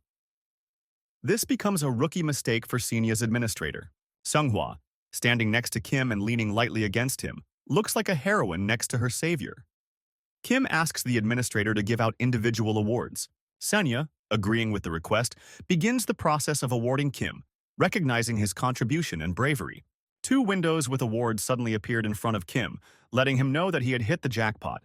The 7-day training ended, and the surviving players received rewards that matched their achievements. Kim understands that achieving such success is impossible without knowledge of battle strategy. The impact of his actions on the course of the training was enormous, and he hopes that the reward will match this contribution. The administrator appeared, recognizing him as an excellent hunter, and suggested that Kim check his rank. Kim quickly opened the rewards window, ready to see the results of his efforts. Even the title of Excellent Hunter was already something special for a player. But what was assigned to Kim exceeded all his expectations. He saw the conditions for raising his rank.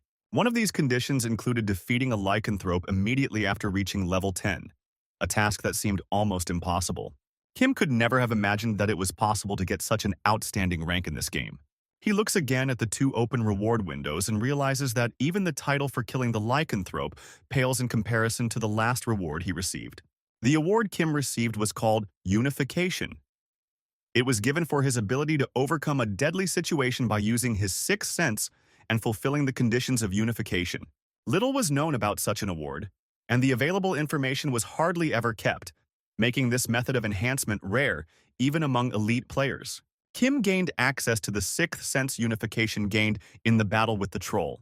He was also offered the Eye of the Cold-Blooded Observer, a reward from beta testing or as a bonus for excellent training, along with other titles. A window appeared with a suggestion to merge Sixth Sense Unification and Eye of the Cold-Blooded Observer, to which Kim clicks yes. He waits for the merging effect to activate. Suddenly, his attention is distracted by severe pain in his heart. The pain becomes so indescribable that Kim feels like his heart is going to explode. The process of unification is accompanied by incredible agony, and he fears that he may die if he does not endure it. Blood spurts out of his mouth as Xionghua rushes to his side, trying to support him as best she can, even though she doesn't understand what's happening. Two messages appear on the screen. The merger was successful, and Kim receives the Eyes of Perception, a new ability that will undoubtedly change his fate in this world. Opening his eyes, Kim realizes that he is lying on a bed, but the area around him does not look like the game world. He finds himself in a hospital, which shocks him. He can't believe he's alive after such an ordeal. His sister is sitting next to him, worried about his condition. His sister is a devoted and attentive person whose character can change depending on the circumstances. And as it turns out, such information is now available to Kim thanks to his newly acquired ability, Eyes of Perception. She immediately starts asking him how he could have taken such a reckless risk, going to school and disappearing for a whole Sunday. After a short conversation, the sister leaves the room, leaving Kim alone with his thoughts. But before she leaves, she expresses relief that he is still alive. Left alone outside the door, she thinks that Kim would be better off dead if he's going to risk his life again, because it is extremely difficult for her to worry about him. Kim looks around and notices a message box in front of her. The screen indicates that the merging process was completed when he lost consciousness, which explains his current condition and sudden transfer to the hospital. The new ability allowed Kim to feel his sister crying, which hurt him, because he never wanted to see her in tears. Now, as one of the most popular and powerful players, Kim is able to change his family's life for the better by freeing his sister from having to work at the factory and helping his mother. They will finally have a chance to live as a real family, and Kim feels a responsibility to make it possible. His mother enters the ward to see her son. Xionghua runs in after her, happily, and her exclamations echo throughout the hospital. She hugs Kim, expressing her boundless joy and admits that she was afraid for his life. Now Kim realizes that he has returned to the past. The 7 days of training is an event with a terrifying survival rate that is remembered even decades later, a test of talent and luck. However, Kim managed not only to survive but also to gain incredible abilities that he could not have imagined. A month after the Cheongno disaster, the whole country learned the truth about the events in Seoul through news reports about an anonymous phenomenon known as the apprenticeship. On the anniversary of the drill incident, the reporters invited a special guest to discuss the events of that terrible day. Upon entering the studio, he was immediately introduced as a hero, who not only survived the deadly drill, but also took leadership in the most difficult conditions, helping many people. Mr. Su Yu-hyun took his seat at the table, collecting his thoughts. According to the survivors who met him, he played a key role in those events, the reporter said. He also recalled the scary goblins or wolves carrying weapons in their hands, and how Su saved people at the risk of his own life. He added that he had been honored with the title of Trained, recognizing his heroism. But Su sat silent as he remembered Kim and Xionghua, the outstanding player and the small but strong-minded girl. He modestly admitted that he was just lucky and that the real heroes were others, not him, despite attempts to take all the credit. But modesty is often considered a sign of a hero, and it's obvious to everyone that you are the hero of this story. The reporter disagreed, turning his attention back to Su. "No, I'm not," Su argued, emphasizing that rejecting fame is not modesty. He then told the story of the boy and girl who were also there with him, emphasizing their important role in the group's survival. They successfully defeated the troll, but he, as a top-level player, admitted that without them he would have died. He frankly said that his life would have been lost if not for them. With his hand clenched in a fist in front of the cameras, he made a promise to repay them in the future. The scene changes. A small gate appears at the second entrance of Seoul Station on June 7th, leading to the station's dungeon. People panic and avoid this portal, not knowing where they should go. A girl asks Kim if they are going to enter it. Standing in front of her, he replies that of course they will enter the dungeons of Seoul Station because channel number 19207 is open.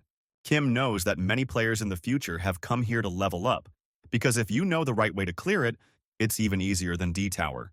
They started their journey, but Kim hears a warning that it is advisable to have at least 7 players to enter. The mid-level administrator who appeared before him repeated this warning, emphasizing its importance. The administrator warned that it was extremely dangerous to enter the dungeon alone, advising them to return with a larger group. Despite the warning, Kim and Seonghwa left the safe zone, ignoring her warning. Turning back to the receptionist, Kim told her not to forget that he would demonstrate his skill in the game without even remembering her. The scene shifts to Yoido's business district, where the player encounters the owner of a game development company. The player refuses to follow the path he has laid out, deciding to follow his own course. Once outside, he realizes how much the world has changed. Weak monsters, such as slimes, have begun to appear even outside the dungeons. Portals similar to those in Chano appeared at the train station. The player realizes that the first dungeon of Seoul Station has opened after the training. Its administrator turned out to be Neptune, a mid-level administrator. He offered the player to take the training, mentioning that it requires a team of 7 people. The administrator received a notification that 2 had already entered the dungeon and urged the player to find 4 more companions. He emphasized the need to increase the team for safe passage. A table appeared on the administrator's screen, showing that the dungeon would collapse if it was not defended in time, allowing monsters to escape. Only players can clear the dungeon. In the dungeon, Kim and Seonghwa move forward cautiously. He reminds the girl to watch her step. The Seoul Station dungeon resembled a cold, damp cave. Kim activated his eye of perception, carefully examining his surroundings for threats. In the first half of the journey, there were none. A status window appeared in front of Seonghwa, showing that at the age of 14, she had already reached level 15. Suddenly, she noticed something in front of her. They came across a crossroads of 7 paths, where each path offered different directions. Each of the 7 paths led to caves where various items could be found, and that is why it is recommended to have at least 7 players in the team. It turned out that when each player stood on his or her own magic circle, a path through the difficulties would open up for 7 participants above level 10. Regardless of the path they chose, the risk of dying remained high since it was just the 2 of them. Senya watched them, sharing their fears and reflections. Kim, gathering his courage, asked Seonghwa to wait and went ahead, promising to return quickly. Approaching the circle drawn on the floor, he stepped on it, activating the first path of the dungeon, the path of Nephiras. The player realized that if he was here, then there must be another path for his fellow players somewhere nearby. At Seoul Station, there was a fork in the road with 7 paths, each of which had to be cleared to get through the dungeon. The main problem was that all 7 rewards were important to complete the clearance. When the player entered one of the paths, the difficulty was automatically adjusted to 7 people. Kim activated the second fork, the arc path. He used a path activation mechanism that automatically adjusts the difficulty. On the 7 paths, the difficulty was adjusted for 7 people. But if one path was already activated with this difficulty, the overall difficulty decreased with each subsequent activated circle, making the task a little easier. Kim realized that by activating all 7 circles, the difficulty of each path would drop to level 1, making the task much easier. He approached Seonghwa, explaining that the rules of the dungeon do not require that all paths be completed simultaneously, so this strategy is quite possible. They were faced with the question of whether to choose the path called Nephers, and the choice was made in favor of yes. Meanwhile, other events were unfolding on the streets where the other player was located. People were panicked, not understanding what was happening. The police started investigating the situation at Seoul Station. The player immediately thought that they were investigating the gate to the dungeon. A figure appeared in front of the police in the form of a guy with a devil's tail and red horns on his head. His skin was red and his feet did not touch the ground, as if he was floating in the air. The police shouted at him to stop and identify himself. The player recognized the person he had met in the training area. It was a mid-level administrator named Chris. It became obvious that if Chris appeared here, there must be another player nearby, because mid-level administrators do not appear without a reason. A group of policemen warns him with a tense voice that they intend to open fire, urging him not to approach. In response, Chris grabs his opponent by the collar and asks him with a challenge what he can do about it. Then, lifting him high by the throat, Chris arrogantly asks his opponent to try something against him. At the same time, two policemen nearby, frightened, watch the scene idly. One of the police officers, hoping to regain control, warns of an imminent shooting attack if Chris does not release the hostage. But when the fire is opened, Chris creates a protective shield of his energy that deflects the bullets, causing them to ricochet. With concentration, Chris creates blood drops on his fingertips that he can manipulate.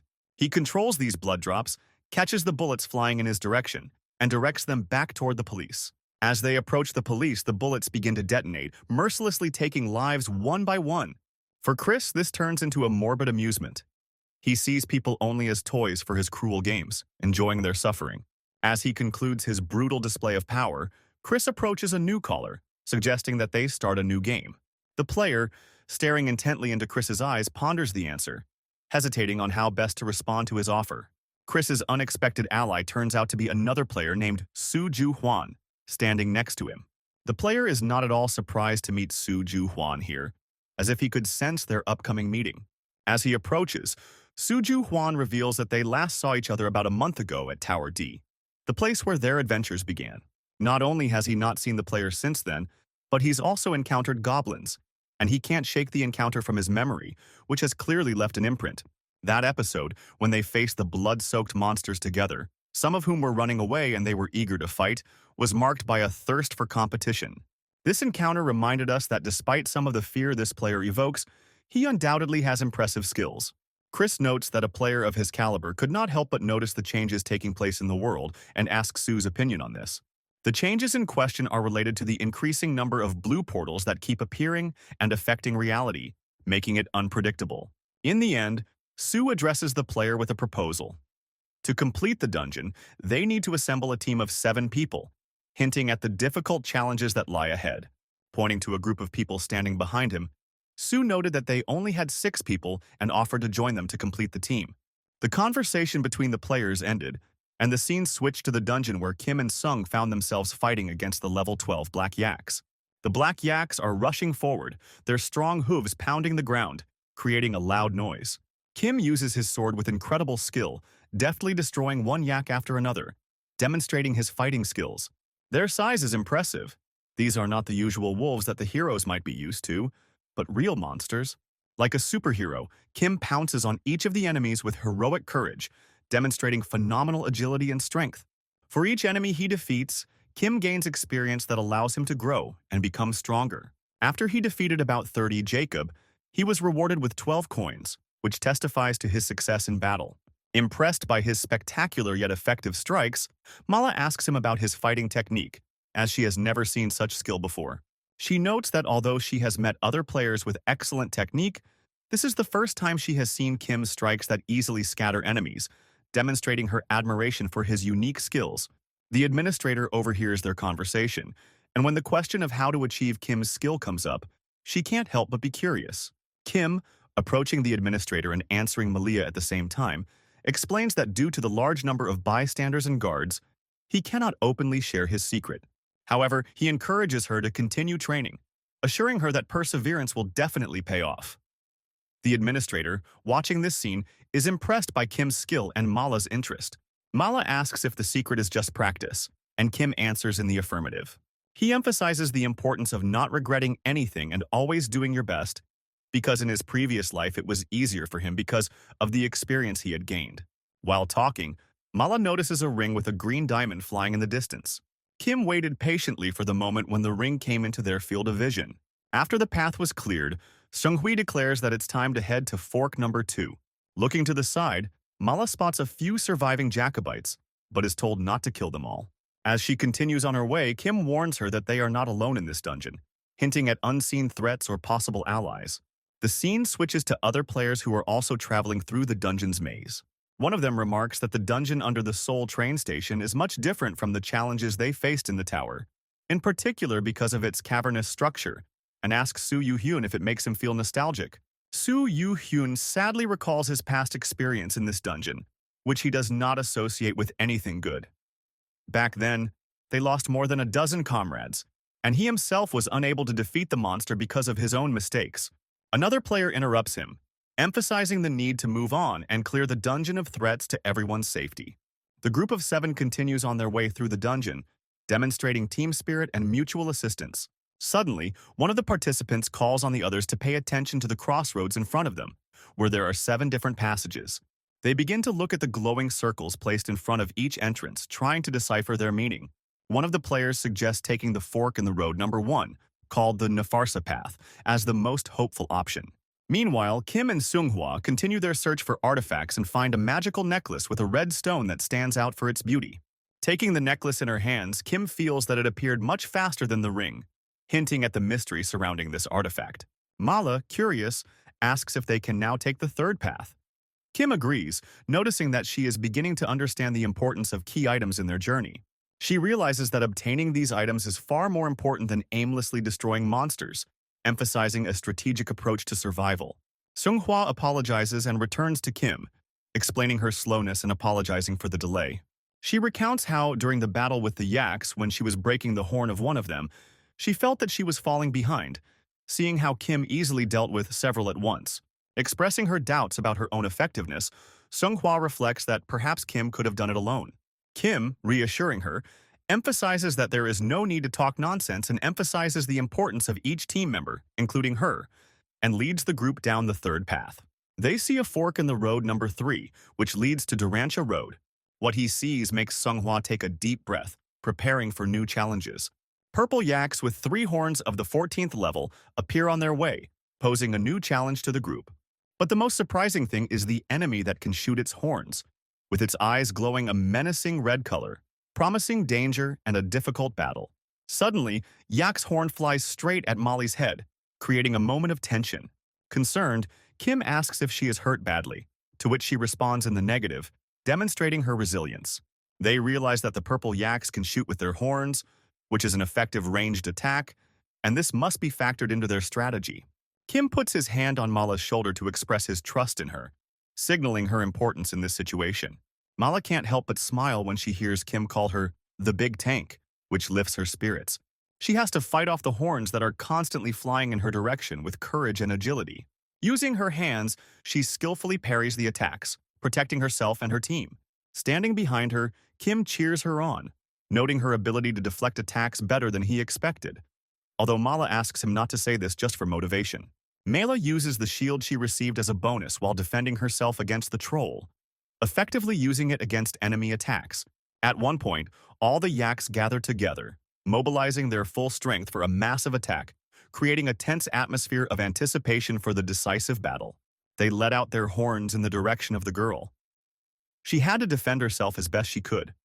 Speed, reflexes, everything made her thirsty for victory. But at one point, she noticed something strange.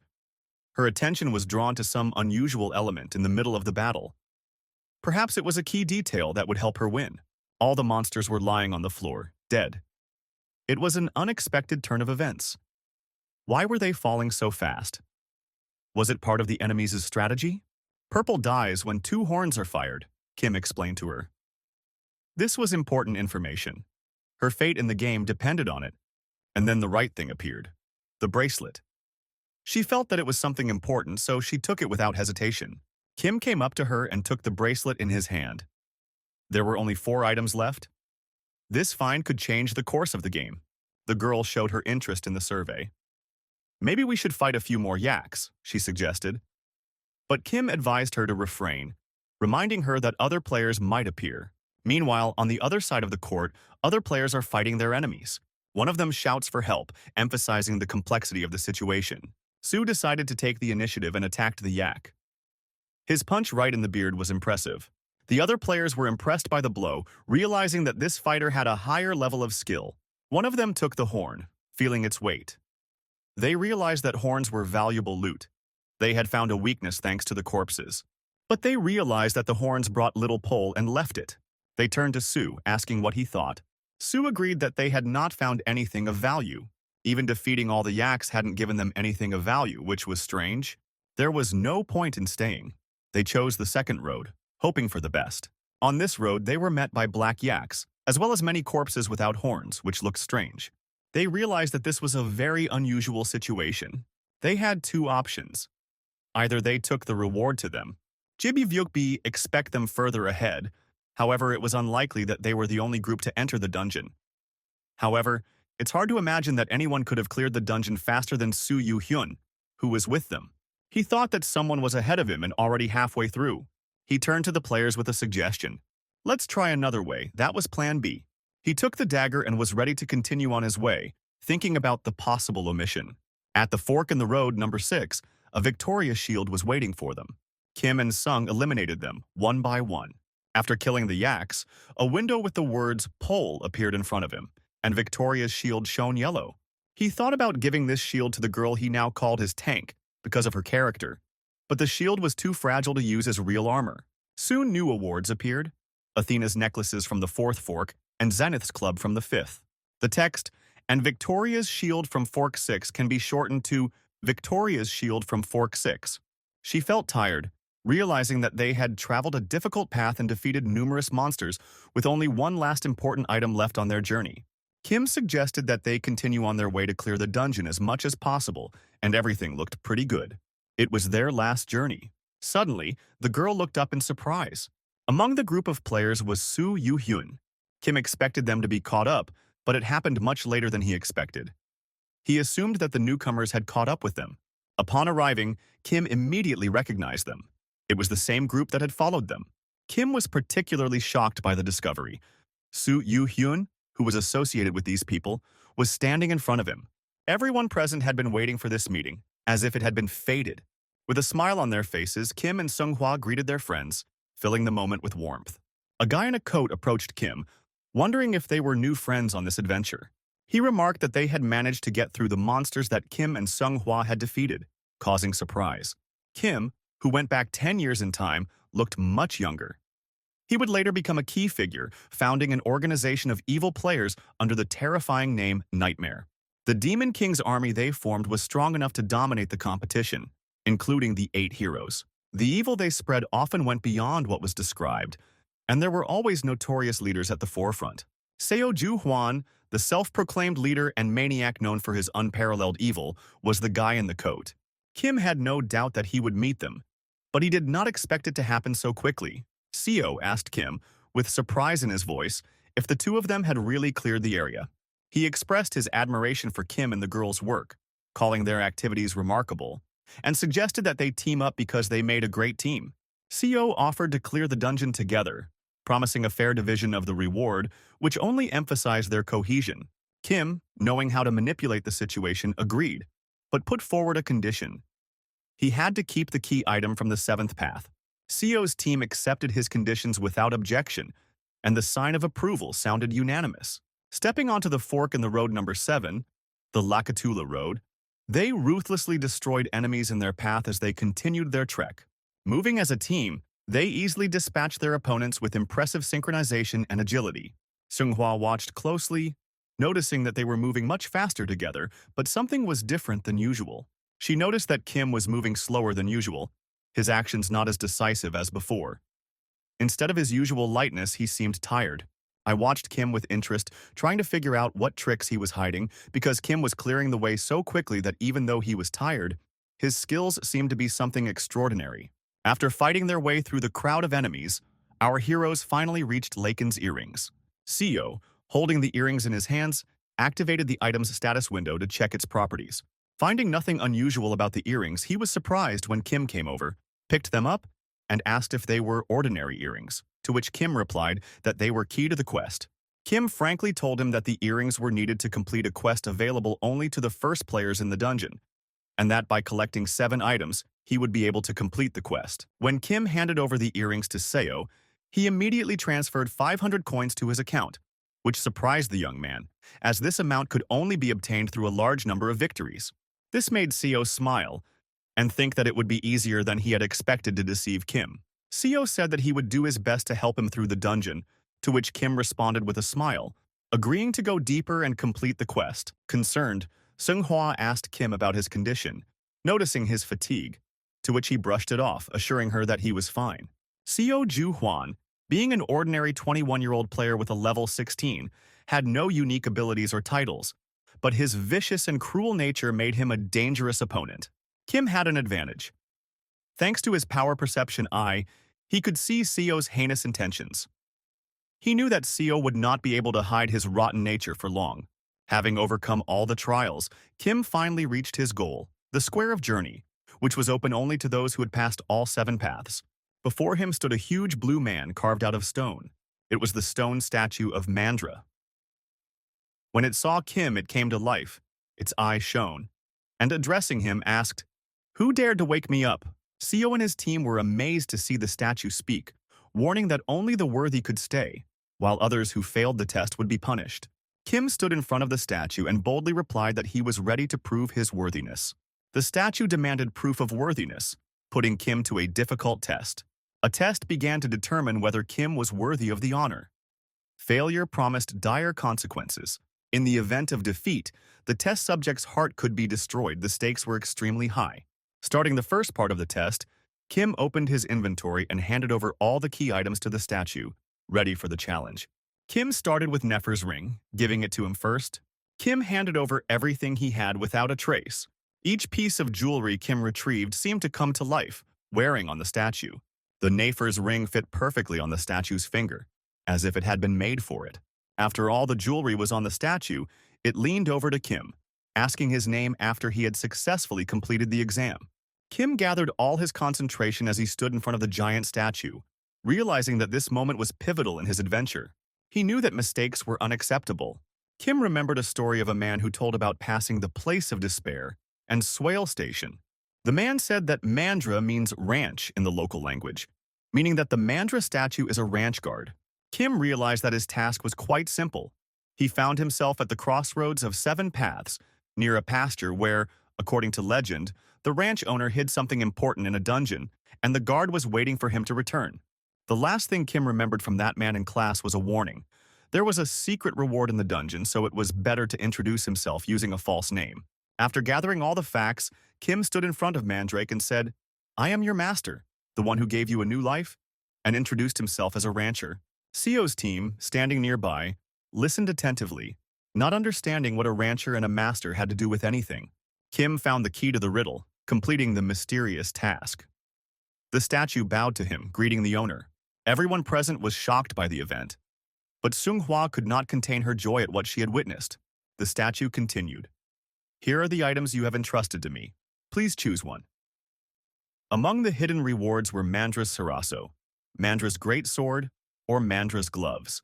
Seo approached Kim, congratulating him on his reward, but curiously asked why the reward hadn't appeared yet.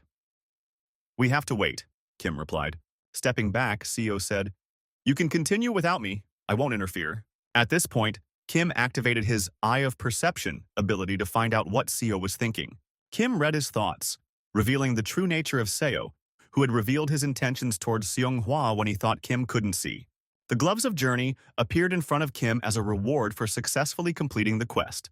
After completing the quest Travel Square, Kim received the gloves, which have a unique property of resistance to poisons and protect the wearer from numerous infections. The next challenge was called 2 Ways. This is the last intersection before the Swale Station, where Kim needs to find a way to pass to avoid the danger of a dungeon breakthrough. The quest requires the participation of at least one player on each path. With Seonghwa by his side, Kim urged her to remain vigilant and stay close to him. Seo intervened, urging them to stop. As he approached, he expressed his frustration that Kim didn't see him and his friends as equals on the team and suggested splitting up the group. Kim agreed, but decided that he and Seonghwa would form a separate team to clean one of the paths. Seo responded with a smile, emphasizing that confidence in an unfamiliar place is good, but it can end badly. Recognizing the logic in Seo's words, Kim asked what he suggested next.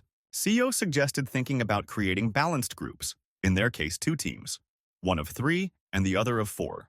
Seo pointed out that the potential lack of strength in a 3-person team could be compensated for by Yoo Hyun, who had specialized training. Most surprising was Seo's proposal to appoint Kim as the leader of the 3-member group and to add Song-hoo to the 4-member group, which was effectively a proposal to split Kim and Song-hoo. Kim hugged Seong-hoo tightly and responded to Seo's proposal with confidence. His calm smile changed to a serious expression as he declared that he had no desire to accept the proposal. Seo tried to find out the reasons for Kim's refusal, but he didn't make any excuses, calling Seonghwa his younger sister and saying that he wouldn't let her go until they had completed the dungeon together. The administrator, watching this scene, was shocked by the events. Thanks to his eye of perception ability, Kim penetrated Seo's thoughts, trying to unravel them. Kim received a message that some of the Guardians were interested in the source of his knowledge, but his thoughts criticized them for their lack of initiative in providing information. As a result, everyone agreed with Kim's determination and decided not to take Songhwa with them to the split group. Kim convinced Yoo-hyun to go with them, assuring her that everything would be fine if they split into the groups. Kim and the girl didn't have the possibility of revival, but they easily agreed to take Yoo-hyun on their team. They decided to meet up after each of them cleared their path. Seo, not hiding his gloating, wished them good luck, a sly smile on his face. Kim's team opened up a road, at the end of which they found a clue that could help them in their clearing. Since there were fewer than 5 people in the dungeon, a temporary safety zone was automatically activated for them. Kim's thoughts on how to proceed were interrupted by a question. "Is it really you? Are you the one who fought the troll on the 2nd floor of the tower? I might not have recognized you the first time, but you were always with that kid," the young man said. Kim acknowledged the boy's correctness, but asked why he remembered. The boy bowed his head and replied that he wanted to thank Kim for saving him. Kim and the girl listened attentively, not interfering in the conversation. Raising his head slightly, the young man admitted that Kim was a real hero to him, because without his help, he might not have survived. The fact that Kim had saved the young man's life was true, although in fact Kim had acted instinctively, trying to escape to survive himself. A status window appeared in front of the player, indicating favor, respect, admiration, and gratitude, all of which he felt for Kim. Reading these lines in his status, Kim realized that the young man was telling the truth. He could never have imagined that he would deserve such gratitude, almost like a favor from the King of Fists. It seemed unbelievable to him. In the world of gamblers, henchman was a name given to particularly respected and powerful people. The young man asked Kim if he could call him that. The girl, standing next to him, was happy to see her friend receive such a high appreciation of his merits. Their conversation came to a close, and they continued on their way. At one point, Kim announced that they had finally reached their goal. The crystal needed to clear the dungeon appeared before them. Kim invited the boy and girl to sit down and rest while he approached the crystal himself. "You can rest right here," he said, adding that they were facing a difficult task that would require a lot of time and effort. They decided to rest, realizing that they needed to gather their strength before attacking. While resting, the girl remembered Kim's words about being his younger sister and asked how she should address him now. "I'll call you Appa," she said. Kim was a little unaccustomed to this treatment, but he accepted it with a smile. The girl decided to call the boy a Jossie. Kim poured tea and handed her a cup so she could drink and feel the warmth. Sitting on the floor, Kim explained to them that clearing the crystal was directly related to clearing the entire dungeon. This would be the final battle, where numerous traps could be waiting for them. He emphasized that they would face many challenges ahead. During the tea party, a notification appeared that other players had joined them, and the number exceeded 5 people, so the temporary security zone was deactivated. Realizing who it could be, Kim called for everyone to get up. They had to prepare to fight the newcomers. Seo appeared with a mocking smile, asking if they had cleared the area yet. His smile, as always, caused rejection. The girl and the boy were ready for the parking lot, but did not expect this turn of events. This unexpected challenge surprised them. Kim was already waiting for them to arrive, knowing that Seo, that rascal, would definitely show up. He was sure of Seo's intentions to thwart their plans, a cunning move that was typical of him. Seo leaps forward and tries to strike Kim with his sword, but is met only with resistance from his own weapon. "You should have been a little more modest knowing I was coming," Seo mockingly said to Kim. But Kim was not so sure of his victory that he would risk everything on one card. Seo attacked Kim again, swinging his sword with all his might. Their weapons clash in midair, sparks flying in all directions. Seo demonstrates impressive confidence and skill in combat. For now, Kim is focused only on defense, parrying blows and avoiding direct attacks. He realizes that it's time to get his act together and fight back. Losing this fight is not in his plans because important goals are at stake, and he cannot leave a little girl unprotected. The girl and the boy stood by, actively supporting Kim, urging him to be more careful in the battle. Suddenly, one of Seo's teammates jumped up to them. launching a sword attack. This enemy, despite his training, did not expect to find a little girl behind him, whom he now had to protect. They were offered their lives in exchange for the girl's surrender, threatening that their team was superior to his, especially when Kim is enthusiastic about dueling with Seo. Kim, holding his sword at the ready in front of Seo, found himself in a corner. Seo was bored by Kim's monotonous defense, which did not attempt to counterattack. Seo came closer, saying that in a battle with monsters they might be equal, but in a fight with other players, Kim was not worthy of attention. A message appeared in front of Kim. The Whispering Devil enjoys insults, which were directed at him. Kim found a way to counteract the players by reaching for his thermos on the ground. At the same time, Seo was on his guard, holding his sword tightly, ready to repel any attack. Seo believed that Kim was just acting out, trying to impress him. Kim decided to ask one last question. Would Seo kill them if he didn't hand over Manhwa? Maybe before I would have let you go, but now I will kill you, Seo replied, instantly rushing toward Kim with his sword. But Kim was quicker, hitting Seo right in the stomach with a thermos. The blow caused blood to spurt from Seo's mouth. Meanwhile, the boy and Manhwa, watching the scene, were in a state of shock. This is the result of your decisions, Kim said coldly as he struck. Earlier, Seo had instructed his team to stop this farcical performance. In front of his group, he declared his intention to cut off the head of that rascal Kim. Seo devised a plan for his team on how they would do this, urging them to hold the girl and the boy while he himself faced Kim in combat. He was convinced that Kim, that miserable rascal, would have no way to counter, no matter how capable he thought he was. The battle took on a new dimension when Seo found himself in an unexpected situation. Feeling that Kim's strength had increased significantly, Seo realized that he would now have to change his tactics. One of Seo's supporters tried to attack the girl, but his attempt was doomed to fail. She activated the Platinum Shield skill, easily stopping his sword. With the sword blocked, her new ally was able to deliver a powerful punch. Using the Mighty Fist skill, he punched the aggressor right in the chest, making him feel the full force of the blow. The enemy team was confused, switching to archery to avoid close combat. Kim and Seo faced completely different conditions of battle, with Kim taking the initiative. With each blow, Kim caught the trajectory of the attack, feeling in control of the battle. Go Jang, one of the best archers in Seo, failed to hit the girl and her comrades, trying in vain to hit his targets. He was the key figure responsible for all the unexpected attacks of their group. Aiming directly at Kim, Seo gave orders to eliminate him, considering him even more dangerous than Ju Huan because of his ability to attack from a distance. But he faced a problem. He needed a protector to shoot effectively. Iron Fist appeared behind him, causing the archer to be shocked to see him so close. Once behind him, Iron Fist menacingly reminded him to protect the little girl, calling his opponents bastards. Holding his bow, the archer begged him not to come closer, but Iron Fist was already ready to act, rolling up his sleeves. There was already cold sweat on Seo's face. The King of Fists has become even stronger, Kim realized as he looked back and saw the archer lying unconscious. Seo was amazed at how quickly their plan had failed. They were supposed to win. Looking directly at Kim, he realized that he was not that experienced and looked like his abilities did not exceed level 10. Seo realized that he had to calm down and find an opportunity to counterattack while maintaining confidence in his skills. However, Kim was in no hurry to attack. Instead, he doused Seo with liquid from his thermos. Seo couldn't figure out what kind of water it was, which was at room temperature. Now it became clear why Kim was holding the thermos. In Seo's mind, he assumed that Kim was just mocking him, but it was not a mockery.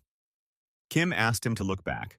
When Seo turned around, he saw a giant hornet's foot coming out from behind the wall. Before them was a flock of giant hornets that had broken through the wall and escaped from their hive, being the size of a man. They immediately needed to organize defense because everyone who was left alive was in danger. The hornet's sting could pierce through a human chest, and their bites were so painful that it was almost impossible to withstand them. Trying to muster all his strength, Seo tried to fight off the hornet's onslaught, while Kim, having poured honey water on him, just watched. For the hornets, this was a sufficient reason to attack. Kim was aware of a raiding episode occurring on two paths known as a hornet's attack.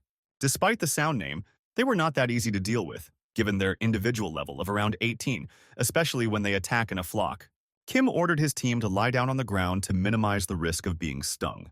Falling to the floor proved to be an effective move, as the hornet flew directly over the girl's head, demonstrating that they do not attack targets that are at low altitude. The pain from one venomous sting was indescribable, and three of them hit Seo's body at once. Now, Seo's face was not as confident as it had been when he swung at the girl. Soon, his body was lying on the floor, covered with bite marks from dozens of hornets.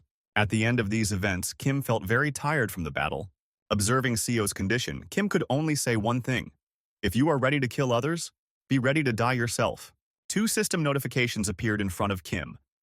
One about detecting the player's first kill after completing training, and the other about unlocking the unique ability, Eye for an Eye, Tooth for a Tooth, with additional increases in attack performance, attack speed, and critical attack chance. Kim found it strange to get a second ability, since he already had the Eye of Perception. This new ability was familiar to Kim. Although it forced him to respond to attacks, it provided him with boosts in return to help him fight other players. In the game world, this was a rare ability, especially valuable in PvP. Even those taking civil service exams knew about it, but it always remained hidden. Coming up from behind, one guy expressed that Kim was not to blame, saying he would have done the same thing, and called the enemy's scoundrels unworthy of life. They thought Kim was feeling guilty, so they tried to comfort him. But Kim remained calm, not feeling any remorse. It would be illogical to let go of those who wanted them dead, because it could lead to their own death. Therefore, Kim did not regret his decision. He told his friends that it was better to become a killer than to wait to be killed. Two messages caught their attention. The woman with the scales understands your sincere feelings, and the woman with the scales is considering giving you a big gift. The battle is over. Now their path lies to the crystal. The dungeon was completely cleared. All that remained was to destroy the crystals on both paths. The Soelski Station crystal was inconsolable because of the invasion. The Eye of Perception detected the danger. A wind rose from the crystal, portending a threat. Kim asked his comrades to retreat as he decided to deal with this threat on his own. He turned to his inventory, pulling out hornet stings that might come in handy. Kim was ready to stand up to the poisonous gas that had already filled the room. The mandrake's gloves, endowed with venom resistance and protection against numerous infections, were in his hands, increasing his resistance to the poison. Feeling that the effect of the poison had become dangerously strong, Kim realized the need to destroy the crystal as soon as possible. Meanwhile, the smoke grew denser, turning the space around him into an impenetrable veil. The crystal suddenly disappeared from Kim's sight, plunging into a thick fog. Kim felt the crystal's poison penetrate his body, making every breath difficult. Attempts to activate the Eye of Perception to search for the crystal warned him of serious danger, but he could not stop. With no time to hesitate, Kim grabbed the stinger tightly and hurried to the place where the crystal was supposed to be. As he threw the stinger into the crystal, Kim noticed that the effect of the poison began to weaken, reducing its destructive effect. The operation was more difficult than Kim had hoped, leaving his hand badly burned. Thanks to his decisive actions, the mission to destroy the Soul Station crystal was successfully completed, fulfilling one of the two conditions for the cleanup. Somewhere in the shadows, an unknown observer was closely watching the events. The Whispering Devil expressed his disappointment when two messages appeared on Kim's screen. Kim realized that this ominous watcher wanted him dead. The hornet's stings from the previous battle were the key to neutralizing the venom. Curious, the boy asked Kim how he knew they were effective. Kim explained that this information was in the description. When asked if Kim was acting blindly, hoping that the description was true, he answered in the affirmative, although in fact it was a well-thought-out strategy of the famous researcher Jackson. An expression of delight appeared in the eyes of Song Hwa and Iron Fist. After successfully destroying the first crystal, they were confident that the second crystal would be easier, but then the administrator suddenly appeared. Watching Kim, the administrator realized that he had used the hornets not only to fight Juhwan, but also to obtain items that neutralized the poison. His strategy was so obvious that it needed no further explanation. Putting on his gloves, Kim went to get the second crystal and succeeded. The task of destroying the solar station crystal was completed. The dungeon was completely cleared and all entrances to it were sealed. Without waiting for the administrator to act, she went straight to Kim. Upon arriving at Kim's place, the administrator stopped in front of him, ready to do what she had planned. She announced the rewards, hinting at their specialness because she had come to hand them out in person. Bonus characterization points will be awarded to all group members who have completed the dungeon, she said. Kim was given the right to choose a special reward. A selection window opened in front of him after a successful sweep. One of the possible rewards was gold, which offered direct enrichment, although it had restrictions on legal use. 3.75 gold, which is roughly equal to 200 million won, may seem like a small amount compared to the adventures ahead. Most people would no doubt choose gold, funds they had never even dreamed of. However, in the early stages of the game, the rights of players were not protected by law, forcing them to give a significant portion of their fines to the state. There were cases of confiscation of gold as an item from the unknown world because of the potential threat. It was unfair, but there was nothing to be done about it. Kim would have been lucky if the government hadn't confiscated the gold when he tried to exchange it, but he decided to opt for a safer reward, a Type B restoration elixir. After sealing the entrance to the dungeon, a portal instantly opened before them, leading back to the real world. Exiting the portal, they found themselves on ordinary city streets where everything seemed so familiar. Kim brought up the possibility of moving to his sister, looking for a better life for them. The sister was confused, not understanding where Kim could get the money. But he reassured her by saying that he had set aside about 100 million won. At first, she thought he was joking or drunk, because such an amount seemed unrealistic to her. Her doubts were understandable because 100 million won was a colossal sum that their family had never even dreamed of. The elixir Kim chose turned out to be extremely effective against a specific disease. After taking it, Kim went to meet with a person, as Seo Ju-hwan had done in his past. This person was wealthy enough to offer a substantial sum for the elixir and was suffering from an illness that this particular remedy could cure, perfectly matching both conditions. Seo Ju-hwan received approximately 1 billion won for this elixir. Kim was confident that if everything went according to plan, just like the last time, the deal would be a success again. While watching the news on her phone, his sister saw a mention of the chairman of Sunshin Corporation, who suddenly appeared with a new hairstyle. She was surprised because she had always imagined him as a bald old man, and at first thought he was wearing a wig. But in fact, his hair had grown back thanks to an amazing remedy Kim had once heard about. It wasn't just a baldness treatment, but an effective hair restoration product. The chairman of the Sunshin Corporation, the founder of a giant company from scratch, saw the potential in this and was willing to pay 100 million in cash for it.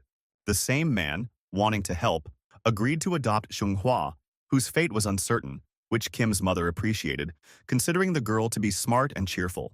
Reaching out to his sister again, Kim offered her a move, as he had purchased a new home for them. With this move, his family would be able to enjoy life in a better place, with less worry about everyday hardships. His sister agreed with the idea. The portal that opened in the middle of the street witnessed a new beginning for them. At the time, Kim suggested that his sister spend the evening with her mom, enjoying a family dinner. Their conversation was suddenly interrupted by the sight of the portal that appeared outside the window. This new gate opened almost immediately after the previous one had just closed. Right in front of the portal, Kim noticed a girl. It was Shin Young-seo, standing on the threshold of a new adventure. As the bus was coming to a smooth stop, Kim activated the emergency stop button. Turning to his sister, he hastily stated that he had to urgently resolve some business that had unexpectedly arisen. Not far away, in an area that usually reigns in tranquility, a mystical gate appeared, heralding the first public cleansing of the Emperor's dungeon. The information about this event remained laconic and mysterious, despite its greatness and unprecedented nature. Shin Yeon-seo, the legendary PvP player who was the first to conquer this dungeon, stood at the gate as if summoning fate. Kim, approaching Shin, asked her if she was going to enter the dungeon, showing his curiosity and undisguised admiration. He tried to find any information about her, but 2028 kept her secret. The lively and sweet atmosphere that surrounded her stood in stark contrast to her reputation as a ruthless killer. Suddenly, a status window appeared in front of her. Shin Young-seo's name, level 19, age 20. This information seemed to emphasize her unusualness and power. Until then, there had been no monster breakthroughs because Kim possessed the knowledge that allowed him to instantly clear the gates as soon as they appeared. In the past, the Soul Station dungeon has been the scene of bloody battles, requiring immeasurable sacrifices from players trying to figure out the strategy to clear it. But this time, the situation was different. Kim felt confused, a premonition of the events to come, when so many gates would appear that it would be impossible to cope with them alone, and breakthroughs would become inevitable. Kim, again addressing Shin, asked if she would like to enter the dungeon, emphasizing his readiness to act together. Without hesitation, he suggested that they form a group to face the challenges that awaited them in the depths of the mysterious world. Shin Yeon-seo was interested in learning about Kim's level, recognizing him as a potential ally and warrior. Smiling lightly, she shared that she herself was level 19 and was progressing rapidly, as if inviting him to a friendly competition. Without hesitation, Shin opened her editor and sent Kim an invitation to join the group, officially launching their adventure together. While discussing plans next to the portal, Kim suggested that they continue the conversation after they got out of the dungeon, but alive, hinting at the dangers that awaited them. They instantly stepped through the gate, hoping for a chance to see the legendary dungeon that the Empress of the Sword once passed through, just after she finished her training. Behind the portal, Kim's sister watched them disappear together, still hoping for their safe return. Immediately after entering the portal, they were met by monsters that emerged from the shadows, ready to fight. It turned out that they were not ordinary enemies, but monster rabbits of levels 18 and XX, causing surprise with their unusual appearance. Shin immediately started crafting a sword, noting that although these monsters were as big as the bosses, they didn't seem too powerful at first glance. However, their strength was significant compared to the game characters. Despite their power, the rabbits did not show aggression and did not pose a great threat, which made it possible to assess the level of danger as relatively low. The main feature of the rabbits was their ability to quickly escape when danger was detected, making them unpredictable opponents. Kim shared his strategy with Shin. It was better to kill the rabbits in one blow as soon as they felt threatened, because they would instantly flee at the slightest sign of danger. Shin confidently replied that she could handle the task, as she had a skill in her arsenal that was ideal for this situation. Her ability to kill with a single blow not only proved that she was a true sword empress, but also demonstrated exceptional skill. The rabbits didn't stand a chance against her sword. She easily destroyed them one by one with her skillful use of the sword. Kim watched her unique technique with admiration, amazed at her quick mastery and the effectiveness of her use of the skill in combat. The atmosphere of the battle changed dramatically. Just a moment ago, Shin looked like an ordinary student, and now she had turned into a fearless warrior, ruthlessly defeating her enemies. Her transformation reminded Kim of the warrior she might become in 10 years' time, full of dedication to battle and the desire to win. Kim also did not stand aside and took part in the battle, surprised to face the rabbits right there on the other side of the portal. Despite their high speed, the rabbits had weak offense and defense, making them vulnerable to experienced warriors like Kim and Shin. After all the rabbits were defeated, Kim hoped for luck in obtaining a rare item that could dramatically change the course of the game. However, as if on cue, new monsters began to pop out of the portal, forcing the heroes to prepare for a new battle. Among the loot that the rabbits could leave behind was a special item that could help the character level by 30-40, which was necessary for further progress.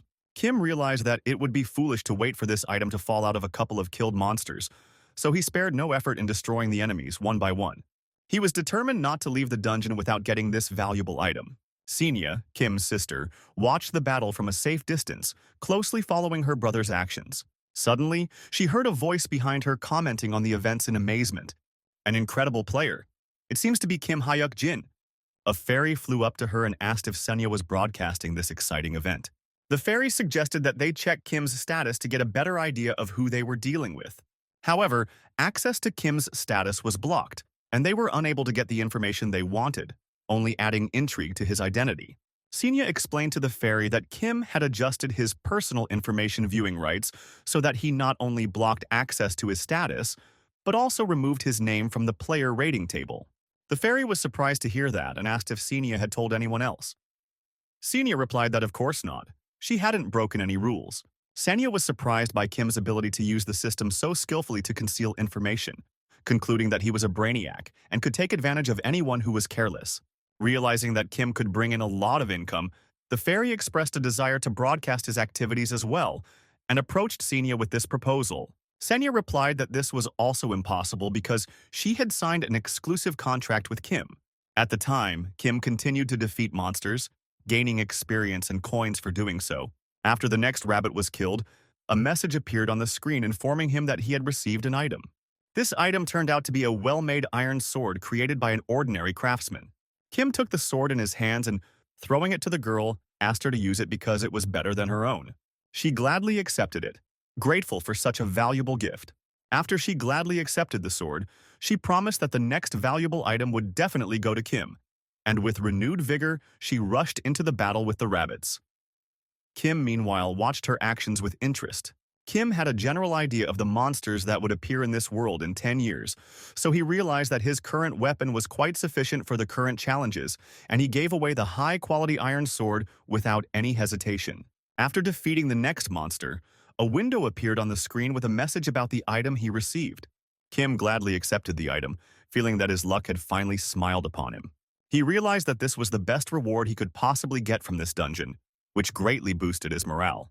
The item turned out to be the Ring of Legolas, created through mystical melting. Thanks to its magical power, it could absorb the health of enemies, making it an indispensable asset in battle. Looking back, Kim spotted the Crystal of Purge, the key to completing the dungeon level. He was surprised by the quick appearance of the crystal. He did not expect it to happen so soon, but they decided that it was better to focus on the battle with the rabbits instead of rushing things with the crystal. After receiving the ring, Kim realized that it was the only piece of equipment that could be used without restrictions. But with each passing moment, more rabbit monsters appeared around, emphasizing the need to continue the fight. Realizing that he still had 10 fingers without rings, Kim decided that it was too early to stop.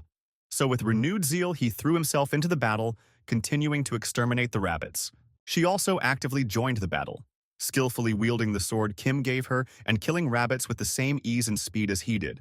As she watched Kim, she realized that he had vast knowledge not only of civilization, but was also extremely intelligent. She became more and more interested in figuring out who he really was. She continued to destroy one rabbit after another, tirelessly pursuing her goal. Suddenly, however, the monsters stopped appearing, leaving them in the silence and relative peace of the dungeon. She thought that they might be able to get out of the dungeon if they killed enough rabbits. After a few hours of intense fighting, she asked Kim what to do next. He pointed to an exit on the other side, suggesting that they head there. However, when they approached, it turned out that they were not facing an exit, but a purge crystal that had already been destroyed, indicating that the dungeon had been cleared. It turned out that this dungeon was different from the usual ones. This gate could not be re-entered after it was closed, which made it unique. By that time, Kim had managed to collect 8 rings. The administrator, watching Kim, could not hide her excitement. Her trembling wings showed her emotions. Boredom reigned among the observers, but Kim captivated them, making their existence more interesting. After spending a lot of time in the dungeon, the heroes decided it was time to return home and headed for the portal. When they came out of the portal, they found a strange wasteland around them. There were no people anywhere, even though it was the same portal they had entered through. Suddenly, a fairy appeared in front of them and welcomed them back. The fairy announced that the true master of the Heavenly Demon Mountain had decided to open the PvP zone, so she was happy to announce that from now on, the zone was available for competition. Roe was the name of the fairy administrator who was broadcasting the events, just like Senia, but she was a fairy, not a human. The fairy introduced the heroes to the audience and asked who would win in this PvP zone. It was impossible to die in the PvP zone. All injuries would be virtual, so the fairy urged the audience to vote for the player they believed in, announcing it live on air. The heroes listened to the fairy attentively, focusing on her every word. Roe had a unique ability to control the audience's attention, which made her one of the most popular mid-ranking administrators, skillfully engaging viewers in events in the virtual world. The girl turned to Kim, admitting that she did not understand why the situation had developed this way. Kim was a little shocked, not expecting to have to fight in the PvP, especially when they were both left without the support of their guards. The reactions of the observers ranged from the bewilderment of the administrator who was broadcasting to the surprise of the whispering devil and the snorting of the brave Lion King. The fairy announced that the battle was ready to begin, giving the signal to proceed. However, Kim said that before the fight could begin, they had to agree on some rules, and then approached the girl to discuss them. Kim expressed his desire to convey the words of the Heavenly Demon Mountain Master, that such competitions encourage betrayal by forcing one to fight someone with whom they have gone through trials side by side. His words reflected his frustration with a system that fosters betrayal among allies, and his own name hinted at his large following and ambition to become a guardian in the future, despite his belligerent and maniacal nature. The fairy, hearing his words, paused, reflecting on Kim's arrogance and self-confidence. Because of his courage and willingness to stand up to injustice, Kim received the skill of one-hit wonder, which became crucial for him in future competitions. The changes in the status of Shin Young-soo, who had long had this skill and was far superior to Kim, made him think about his chances of winning, even though he was not sure of his ability to win. The girl, Accepting the challenge, said with interest that she was curious to know who would win this duel. Kim, handing her the sword, said that she would be able to make better use of it. But his motives were deeper than mere courtesy. She had noticed that Kim was an extraordinary warrior who was able to merge with monsters on the battlefield, demonstrating incredible speed and skill comparable to her own.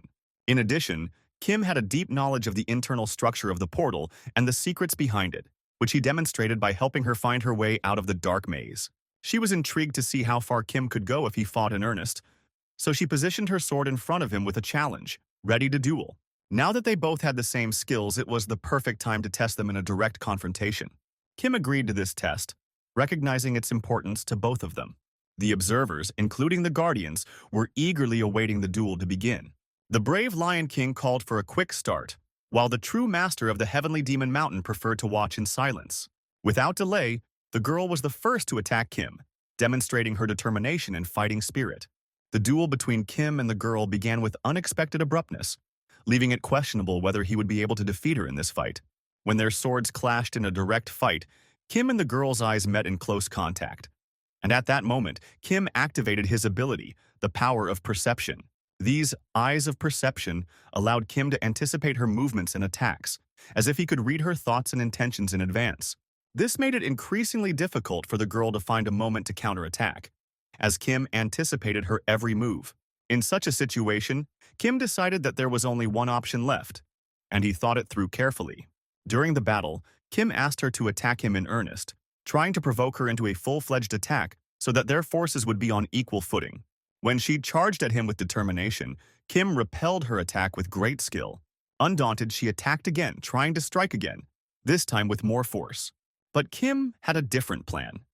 He positioned himself so that there was a tree behind him, using it as a strategic element in his defense. She swung at Kim with all her might, trying to decide the duel with one decisive blow.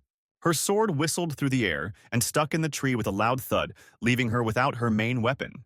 Turning around, she noticed Kim deftly maneuvering, amazed at how he had skillfully concealed his speed until the last moment. His movements were so fast that they were barely caught by the eyes, creating the illusion of instant movement. The girl found herself in a desperate situation, with Kim's sword already at her neck, as if inviting her to surrender. She sat on the floor, limited in her movements by Kim's sword, which confidently kept her under control. In the end, she honestly admitted her defeat to Kim, declaring him victorious. With this victory, Kim earned the title of First Winner, which was awarded to him for triumphing in his first PvP fight. Kim's manaless movement technique was reminiscent of the legendary techniques used by the Empress of the Sword, whose achievements were chronicled in the Chronicles. All the observers who watched the duel were deeply impressed by Kim's victory, which raised his reputation in their eyes. After the battle was over, the PvP zone was turned off, putting an end to this intense and revealing confrontation. During the fight, Kim received a minor wound from the girl, which fortunately healed quickly after the PvP zone was closed, demonstrating not only the intensity of their duel, but also the magical properties of the zone.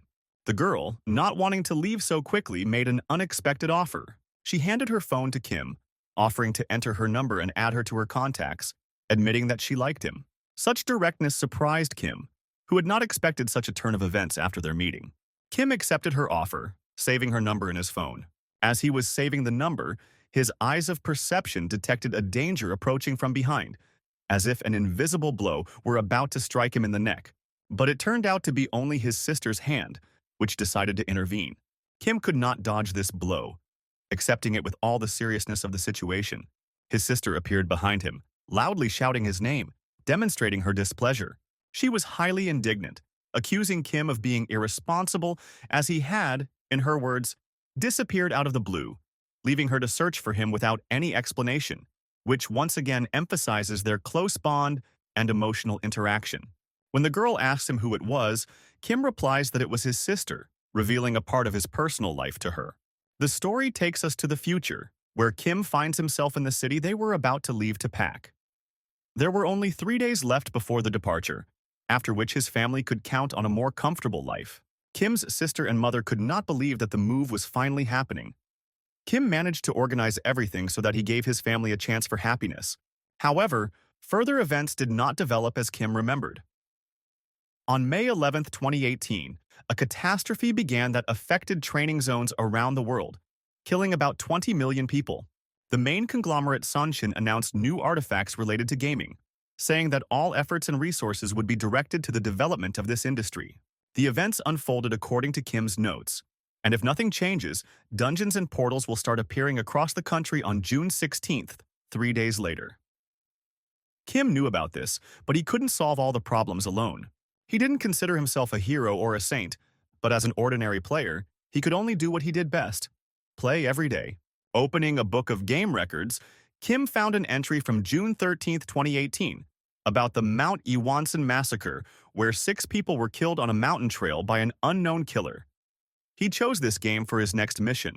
Kim and Seonghwa traveled to the mountains to fulfill their mission. Their goal was to find and tame a monster that was hiding somewhere nearby, which presented them with a new challenge, an adventure in the dangerous but exciting world of gaming.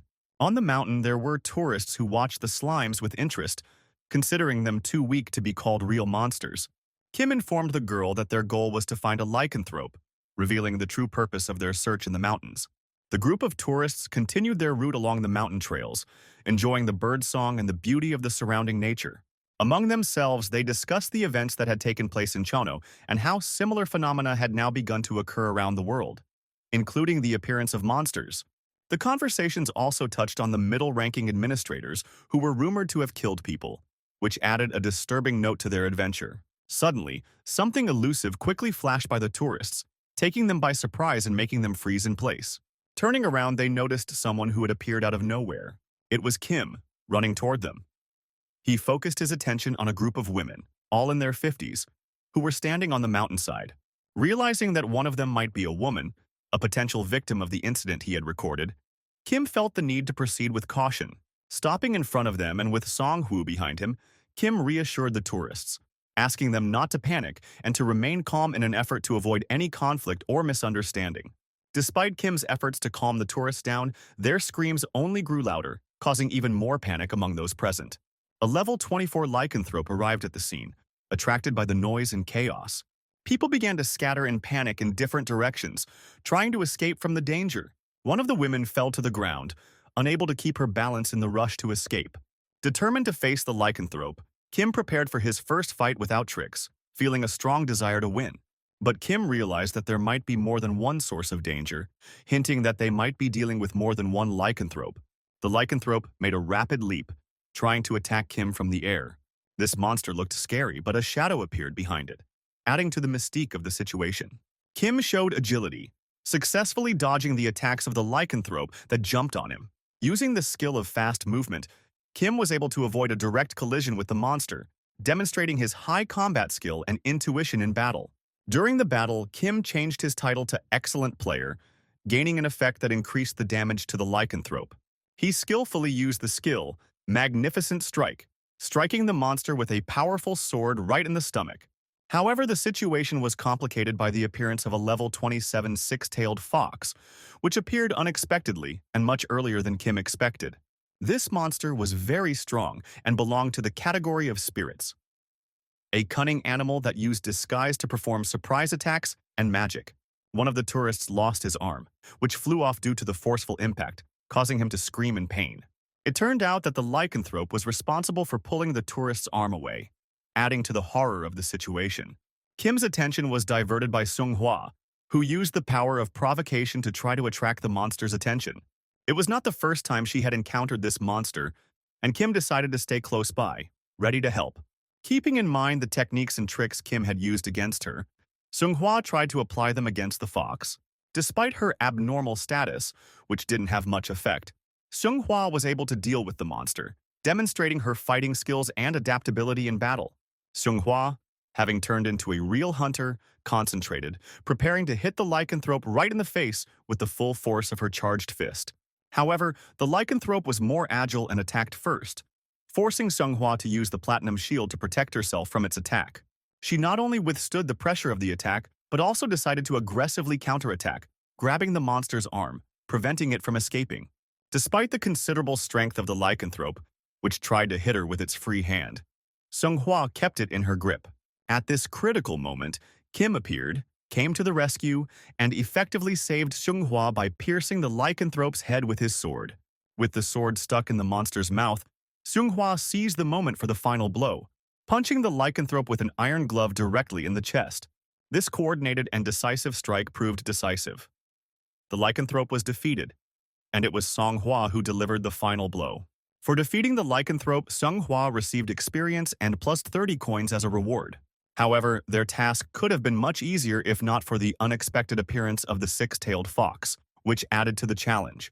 Realizing the complexity of the situation, Kim turned his attention to the tourists who were sitting on the ground, terrified, trying to decide how best to protect them from further danger.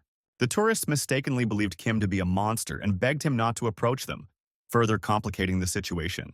Due to the sudden appearance of a powerful monster, Kim was unable to escape or protect all the victims from danger. Faced with a situation where he could not help everyone, Kim whispered, "Rest in peace," realizing the tragedy of the moment. The real killer was the six-tailed fox, which could not be stopped due to the limitations of the current level of development, which did not allow catching spiritual monsters. The fox was very cunning, skillfully choosing moments to escape, so Kim carefully examined the forest, hoping to find it. Suddenly, Kim heard a scream from one of the tourists, indicating a new threat. A six-tailed fox appeared in front of him, trying to get closer to its potential prey. Kim, armed with his sword, which was still smeared with the blood of the lycanthrope, rushed at the fox, which was eager for human flesh to heal its wounds. The monster was particularly interested in human internal organs that could help it recover. Kim quickly jumped out and stood in front of the tourist, protecting him from the fox, keeping his sword at the ready to fight the cunning enemy. Analyzing the monster's behavior, Kim realized that it was only a look-alike technique, because if it were a real fox, the tourist lying next to him would have fallen victim to it long ago. Kim wondered where the real fox could be. Suddenly, a giant monster appeared in front of them, and Kim immediately realized by its size and presence that it was a real fox. The real fox stood between the trees, watching Kim's actions, not realizing that thanks to his eyes of perception, Kim could follow him. Kim asked Seung-hwa to provoke the fox, to which she responded by quickly attacking the monster. Seung-hwa successfully attracted the fox's attention, forcing it to turn toward her. However, her attempt to completely divert the fox's attention did not succeed the first time. The monster continued to keep them both in sight. Seung-hwa turned to Kim for further instructions. Kim urged her not to give up and keep trying, asking her to trust him because he had a plan.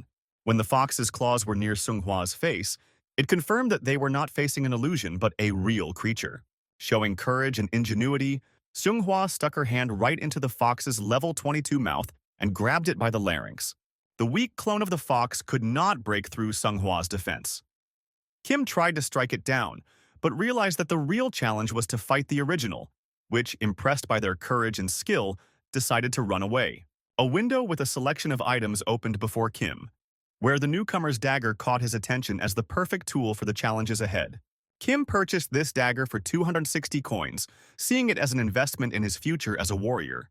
The only way to attack a fast fox was to throw the dagger a long distance, hoping to hit it in its flight.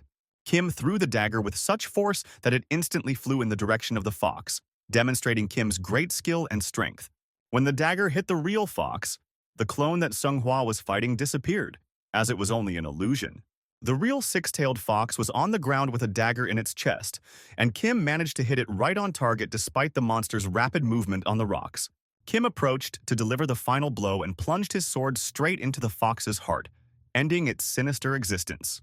For defeating the fox, Kim received a unique item, the fox's tail, which, although it had a small chance of falling off, would be useful in future dungeons. Kim heard the words of congratulations. His level was raised to 26, marking his growth as a warrior and his readiness for new challenges that lay ahead.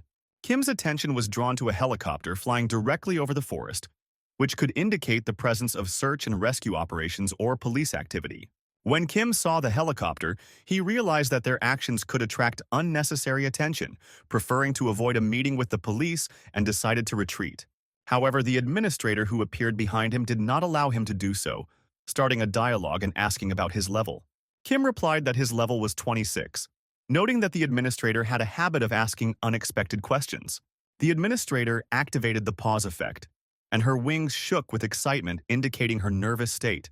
She said that the pause effect was activated by the Libra woman and that she had received messages from other guards asking her to check certain proposals. When Kim opened the window with the proposals, there were so many that he could hardly count them. Among the messages were offers from the Lion King, who suddenly began to sympathize with Kim, as well as offers from a woman with Libra. Among the weapons, there were rare weapons that once belonged to Typhoon Joseon, including the Eaton Sword, an artifact that accelerated growth but could change inclinations towards evil, and the Devil's Fruit, which was also on the list of offers. The presence of such items allowed any player to become a runner.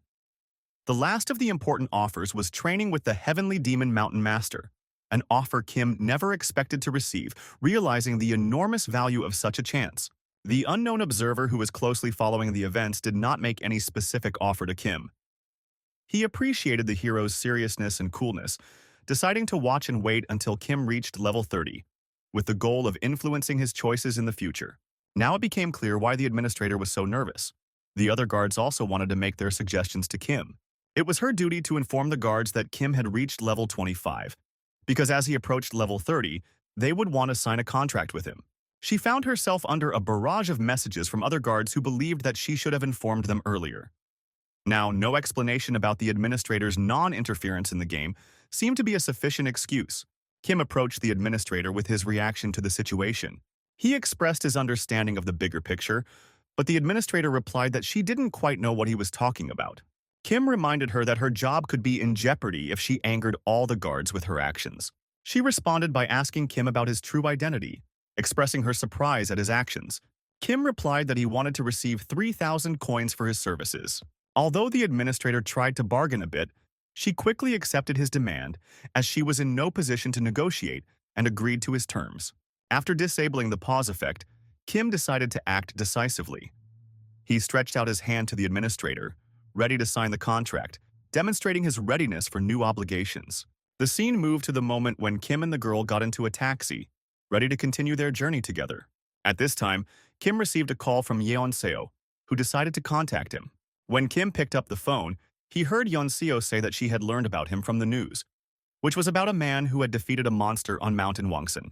He interrupted her to thank her for her help because without her, his mother would be in a much worse situation now, as she was in the hospital on an IV. Kim said that thanks to her help, he will never forget this act, expressing his deep gratitude. He also added that he was planning to call her anyway, as he had one more question to ask her. At the end of the conversation, Kim said that in a few days he was planning to travel to a distant city, hinting at a new goal or task in his future adventures. They gathered at the table where Kim decided to tell his plan. He said that tomorrow he was going to Japan not for a regular trip, but for a raid. He also suggested clearing the portals that would appear in Osaka. Countries around the world began preparing for training and opening gates after the events in Korea. But preparation cannot protect people from sudden gates, with casualties in the hundreds and thousands. He laid out the plan and noted that the group could opt out because the trip was not for fun. Kim agreed to pay all the expenses and tickets, so the others just need to take their passports and clothes and come to the airport tomorrow. Then he was asked how he got the information. He didn't make it up, just said that he had prophetic dreams through which he could learn about certain events. He often kept this information a secret.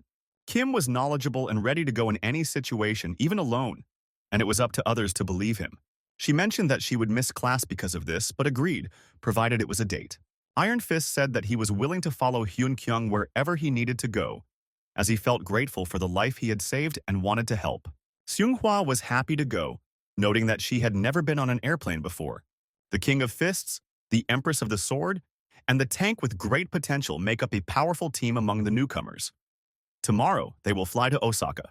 There were no problems during the flight, but the only difficulty for Kim was not knowing the exact time of the gate. All he knew was that shortly before that, survival exercises had begun in Tokyo, with a success rate of about 33%. Later, gates with weak monsters appeared, but sometimes very strong ones came across, which was an exception to the rule. Judging by the fact that the opening of the portals resulted in more casualties, there may have been an event during the training when people were not prepared, or some unforeseen exceptional situation occurred. Kim has to get to Osaka to see for himself and plans to spend about a week there looking for information. His family really liked the house he bought. That's why he can go away even for a long period of time. His family thought this was suspicious because they always react that way. Of course, they were not happy at first, but deep down they were very happy. They found themselves on the streets of Japan. They could feel the Japanese mood because of the cherry blossoms around them. In the center of Osaka, there was a gate leading to Kim's past life that had not been cleaned. This led to a gap through which monsters were released. A portal appeared from which Senya came out. She was in a hurry to tell us that no one had noticed them yet. They were known only to them. If they don't want to attract attention, it's better not to show the video where they spotted her. She asked Kim why he had come to Japan, and he replied that he was on vacation. The administrator suspected that people were not just going on vacation, but had another purpose. The law prohibited the dissemination of information that could affect the game, so the administrator could not answer Kim's question about whether events related to the players would occur. Sometimes Guardians express their intentions through quests. Many Guardians have requested such quests, and some of them prefer to remain anonymous. Senius creates the quest at their request. It was a personal trip, but the quest forced Kim and his team to act differently. This quest had to be completed before returning to Korea. Xenia realized that Kim, who seemed cautious, was actually trying to maximize his profits and even using the Guardians to do so, which was hard for her to accept. Kim would also have to consider which fire he dared to play with. Kim and his team were looking for a place to eat lunch. They were about to enter a cafe, but they heard screams from inside, and panicked patrons ran outside. They found the turtle's nest quest they were looking for. It would seem that it was beyond their power. But Kim has always been able to adequately assess the situation and offered the red-haired man to go through it at least by himself. But the man shouted, "No!" The red-haired man was outraged by Kim's suggestion because he believed that they should all go through together and he was not going to leave the others to escape alone. He wondered how he could leave people behind and insisted that he would not go anywhere until they found a way to do it together. Kim was soberly assessing the situation and realized that he and Songhua would not make it and would only die faster. Songhua listened intently to Kim, who insisted on clearing the place before something worse happened. She reminded him that the firewater had given them the protection of a special guardian, and that they would be able to clear the place. At first he found an excuse, but then he scratched his head and realized that he could not say anything in response. He gathered his courage, asked them to wait for him here, and promised to clear this cursed dungeon quickly and return. As he ran forward, he was thankful that Kim had correctly assessed the situation and seeded the item. He had learned a lot today. Songhua shouted after him that they would rely on him. At this time, Kim opened an item shop and chose to buy a fizzle stone. The fizzy stone allows you to have a hidden conversation that others cannot hear, and it lasts for 3 minutes. After that, Kim sent a whisper request for Ksenia. A moment later, Ksenia's mid-level administrator accepted his request. He explained to her that she needed to reconfigure their broadcast and refocus on other players, because otherwise the guards would die of boredom. But she wasn't going to listen to him and warned him that she would figure out how to broadcast on her own. Songhua was afraid that the fiery river ahead might burst its banks. Kim asked her to move away, and Ksenia emphasized that the guards would be interested in watching him cross the river. All the guards watched them, like an unknown observer. The woman with the scales, the brave Lion King, and the whispering devil were also there. But Kim was explaining to the administrator that even the guards would get bored if all the details were shown, and insisted on changing the approach to the production. He suggested stopping the broadcast now, when they were in danger, and to continue it when they escaped from the fire. He briefly explained that it was necessary to skip the boring moments and make the show more dramatic. In case the river overflowed, he asked Songhua to climb on top of it. Having better understood the situation, the administrator agreed that she would interrupt the broadcast in 30 seconds. She couldn't understand how Kim managed to answer with his voice and communicate through the spiky stone at the same time. The Valley of Fire was rejecting living beings and was starting to move to swallow everyone who was there. They had to escape. The River of Fire was coming at them, and the flames were getting closer. Channel 19207 was closed, the broadcast stopped. Kim held out his hand to Songhua and asked her to hold on tight. At that moment, the giant did not see them. He decided to start with an instantaneous move. This is not a warp skill that moves from point to point, but a quick movement in a line is the only option to withstand the pain of the fire. Without any preparation to endure the pain, otherwise they would be burned alive. Mandrake's armor has a special effect: fire resistance, protecting the wearer from numerous debuffs. Several times he defended the dungeons of Seoul Station and was ridiculed by the guards for putting on a boring show. That's how he earned the Mandrake armor. The strong influence of fire made itself felt, as the Mandrake's armor was destroyed. The dwarf ring, made by a dwarf blacksmith, has a rare rank and 50-50 strength. It adds +5 to fire resistance with a level cap of 20. He received this ring as an apology from the mid-ranking administrator Neptune. However, due to the high temperature, the ring was destroyed and could not help. He decided to use the tail effect he received for defeating the six-tailed fox immediately. After that, fox fire began to appear, significantly increasing the resistance to fire. He used everything. And now, because of the thick fire, they were not visible at all. But they had the courage to jump out on the other side and stay safe. The tiered fire affected the players' bodies. They barely managed to successfully cross the Valley of Fire. Those who made it through the valley were awarded the title of Fireman. The title of Fireman brings you closer to the attribute of fire and increases your resistance to it. The first bonus is +5 to fire resistance. The second is +5 to resistance. The third is 10% more damage when attacking with fire. And the fourth is a 10% reduction in fire damage. Songhua was very excited when she saw the notification window and received a notification that she had been awarded the title of Fireman. Afterwards, he suggested that she first buy new clothes, as the ones she had were no longer suitable. He had done everything he could, and there was only one thing left to do: run on fire. It seemed much harder than that damn horse. The red-haired man was resenting the length of this task the whole way. Kim could only wait until Songgu reached Kuntan. The short table dungeon had been cleared, and they had been given a reward for it. Already sitting in their new clothes, Kim and Songhua can exhale because the red-haired man has finally made it. It seems like about 6 hours have passed. The level has been raised. The current level is 27. A map fragment, one of 3, has been obtained. It looks like he was supposed to get the whole map, but Kim only got a third of it. This means that it leads to Sunggu's next personal dungeon. After being transported outside of the short table dungeon, Sunggu is standing there in nothing but his underwear. He can't believe his eyes when he sees Kim and the girl in front of him. He can't control his emotions because they are alive. He was very much afraid that he would not make it. But now he has statuses: gratitude, relief, and joy. Observers are also happy. The Whispering Devil and the Blue Barrier paid attention to them. With a blue thing in his hand, Songgu gives it to them as promised. It is the book Body of the Fire God, which looks very beautiful. The Sunset Giant is furious that Sunggu is giving this book away, but a promise is a promise. Kim thinks, this is a rare magical artifact that will be impossible to find even in 10 years. With this book, one can easily become one of the best players in the entire world. Choi Seonggu's summer spirit will never reappear if you take this book away. Of course, it wouldn't be the first time for Kim to change the future, but then the Guardian will enter Zinnia's channel and try to kill him. Usually, the Sunset Giant doesn't break the rules, but he remains extremely irritable. Kim decided to act differently. He closed his eyes and called Choi Seonggu's name, thus addressing him. He told him that he had a different proposal, as he could use the resulting map fragment more effectively. After putting the seal on the 2 documents, they shone. The girl informed him that the contract had been successfully registered in the system. Having paid the registration fee, Songgu was automatically registered in the system. This was announced to the NPCs by the notary Senna. They were in the tower on the 1st floor. Kim seemed to like solving problems in such convoluted ways. Sunggu decided that he liked Kim because he agreed to work on joint scripts for the book The Body of the Fire God, even though his share was only 3%, and even offered to sign a partnership agreement. That way, he could interfere with Songgu's personal script and get not only a reward but also information, and the Sunset Giant would not bother them.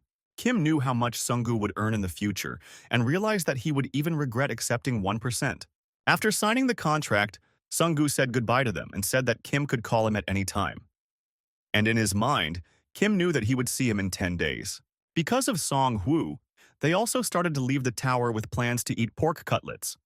But first they said they would be back a little later. It was already dark outside, so they got into a taxi. Kim kept thinking that the Uflex building would soon have a 7-story dungeon. They needed to explore everything while they still had time. A restaurant with pork cutlets was already visible on the horizon. Seeing the food in front of her, the girl was delighted. She was full of joy, desire, and anticipation. She is a younger sister who loves meatballs. What they were eating was extremely tasty. Sangwa said that she collected 201 and change at the shelter to go to a snack bar, and her wish was a 6,001 pork cutlet. However, she was constantly reproached. Why does she need an expensive cutlet if she has no money? And that she does not think about saving every penny because There is always a reason for poverty. This world made Kim think about it again and again. Throwing the cutlet into her mouth, it seemed to her that her stomach had become 3 times bigger. She promised that she would not cause any more problems, but for Kim, she was never a problem. Fast forward to June 23, 2018. In 2 days, a dungeon will open in Paju City's World Park, the most difficult entry-level dungeon. The other dungeons that had more casualties were not even close. In 5 days, Sung-gu will begin his personal scenario. Every day, Kim will make plans for the future, because his life must be planned by him personally. The Park of Peace must be cleared, he thought. However, this requires at least level 30. The most important thing now is to finish the scheme that was on his desk. June 23rd, Seoul Station. People are unsuspecting and walking the streets. A container standing in the middle of the street is heavily guarded by people with machine guns. The news reports. The Players Association, established by the Emergency Committee, officially started its activities on the 22nd. This organization was created to respond to disasters and send special people called players. Seo-kyung, who is also the chaser of Sungshin Group, was elected as the first representative of the association. He also made a statement. After Kim approached the security guard at the container, he held his hand up and asked him to stop and also to show his official ID. After handing the ID to the guard, he introduced himself as a family member of Kim Song-hwa. Recently, the police started monitoring the dungeon and keeping records of visitors. We can say that the Players Association has taken the matter seriously. When asked if they wanted to enter the dungeons of Swala Station, they answered in the affirmative. Kim also needs to get active in getting rewards from the dungeons. The guards were closely watching what was happening around them. Picking up the radio, the guard reported that a man had come here. The man in the tuxedo that everyone was worried about was Kim Hyuk-jin. He immediately called the head of the association and told him that the person he asked to watch had entered the dungeons of Seoul Station. Guillaume was standing by the window. More than 30 dungeon clears was strange to him, and he asked if it was very different from other players. It was explained to him that no one else was acting so fast, so he suspected that Kim had a special strategy that he only shared with his teammates.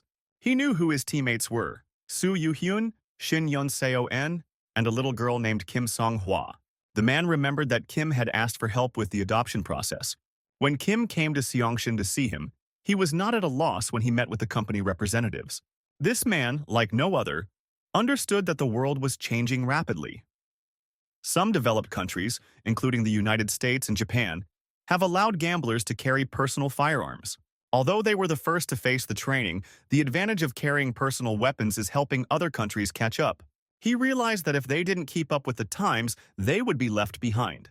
The Taekwondo guild they wanted to create needed proactive people, so he said they needed to get closer to Kim Hyuk-jin. After that, Yol just asked what position he should be offered. The answer he got was the position of guild chairman. This position didn't seem too high for Yol. On the contrary, it might not be enough in time. The Taegik Shield is a guild that Sungshin plans to open. Everyone believes that the leader should be the first grandson, Sung Jin-seok.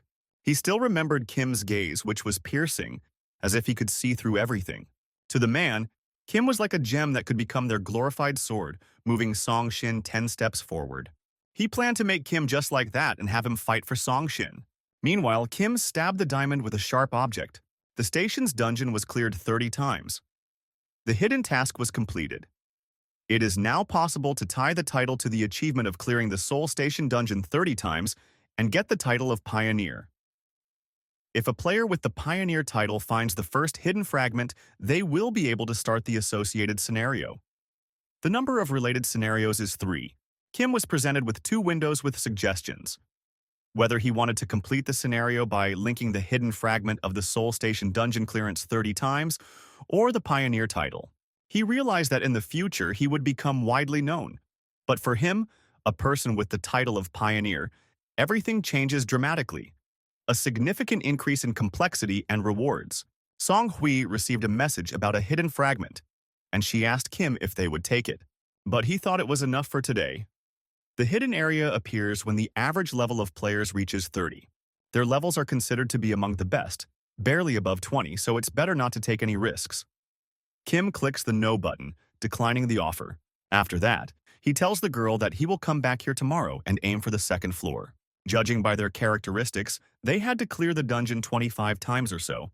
Then a portal appeared, And again the question was asked if they wanted to enter the Soul Station dungeon. It turned out that they had gained access to the second basement level of the Soul Station dungeon. The question was asked if they wanted to enter the second basement level.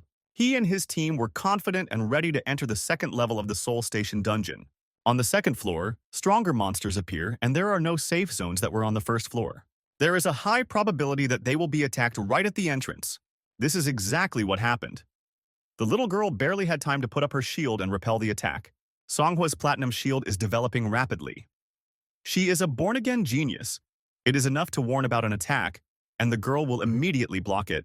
They spotted the enemy ahead.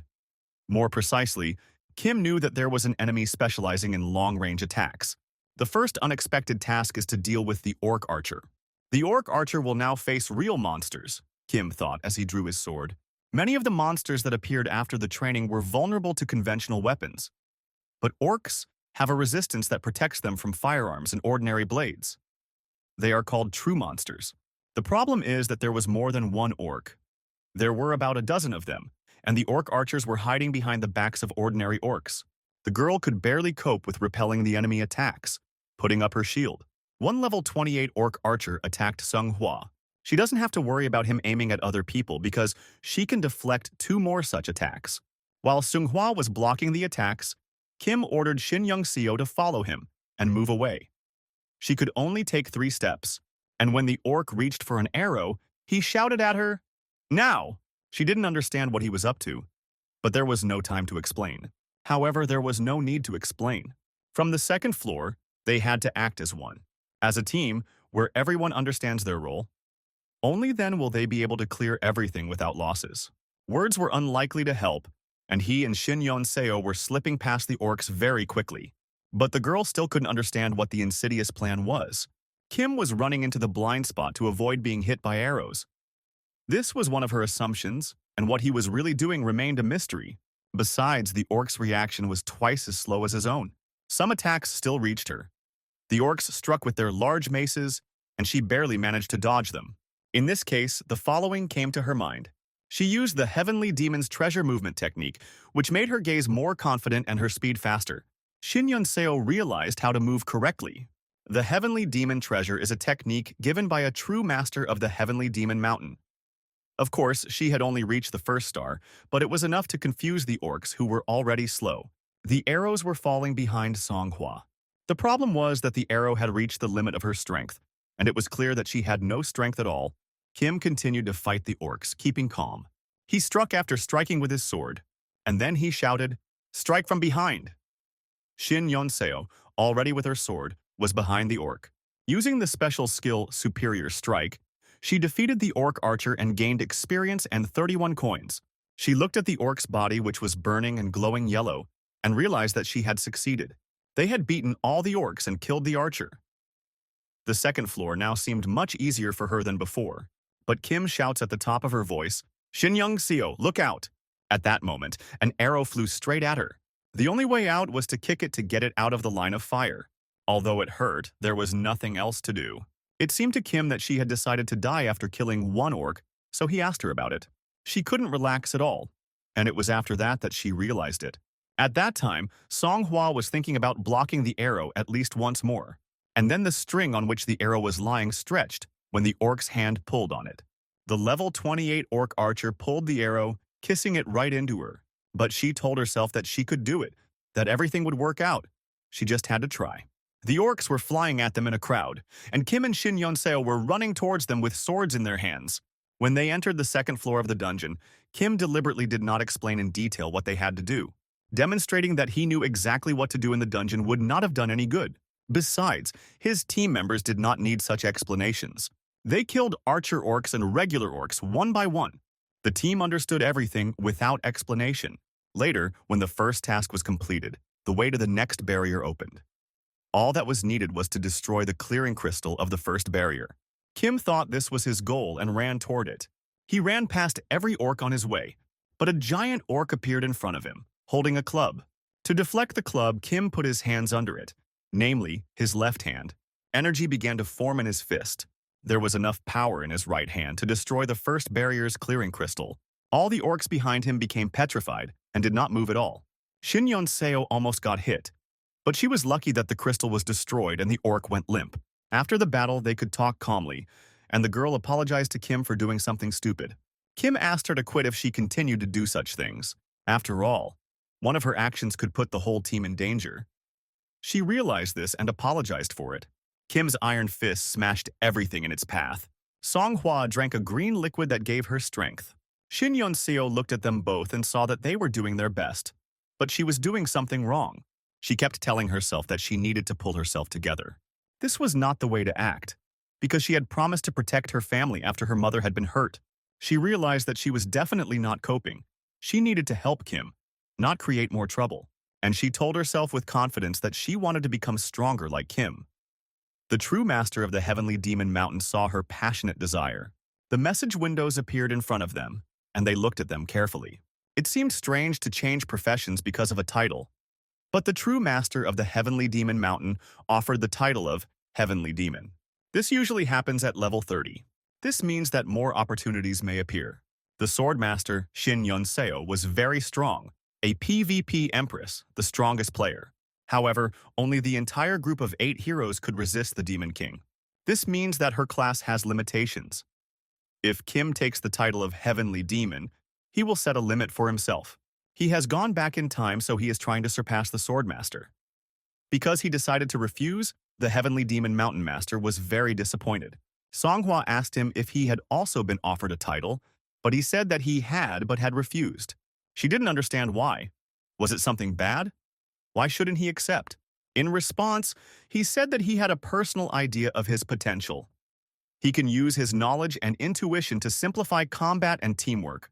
He asked her to recall a recent battle and explained that he could not have gone on without their support. He explained that he understands the value of each player and makes responsible decisions.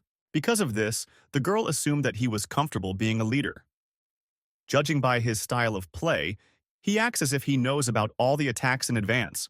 After she said this, he allowed her to consider it a talent for unlocking people's potential. Now she realizes that a road seems to appear in front of her when she hears his commands.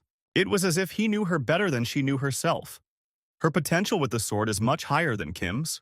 When she heard that, she couldn't believe what he was saying. The title of Heavenly Demon that the guard offered has a special characteristic. It can only be given to one person. He thought that Shin Seo was offered a lower-level title, but he could not allow this to happen because Shin Seo was his friend, and he told her that this title suited her more than it did him. He realized that she was probably weak to praise and listen to his words. After that, Kim went to the true master of the Heavenly Demon Mountain, who was happy to hear his opinion that she would become the sword master, not him. And she saw a message in front of her that the true master of the Heavenly Demon Mountain was offering her the title of Heavenly Demon. Without hesitation, she clicked the Accept button.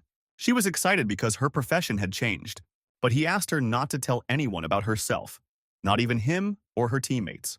Experienced players should be able to hide their title and contract with the guard. These are important parts of the future strategy. The waiting time for the first barrier was exceeded, and they were automatically moved to the second barrier. At the second barrier, they entered the village of orc warriors with green grass around them. Iron Fist couldn't figure out if they would have to fight orcs again.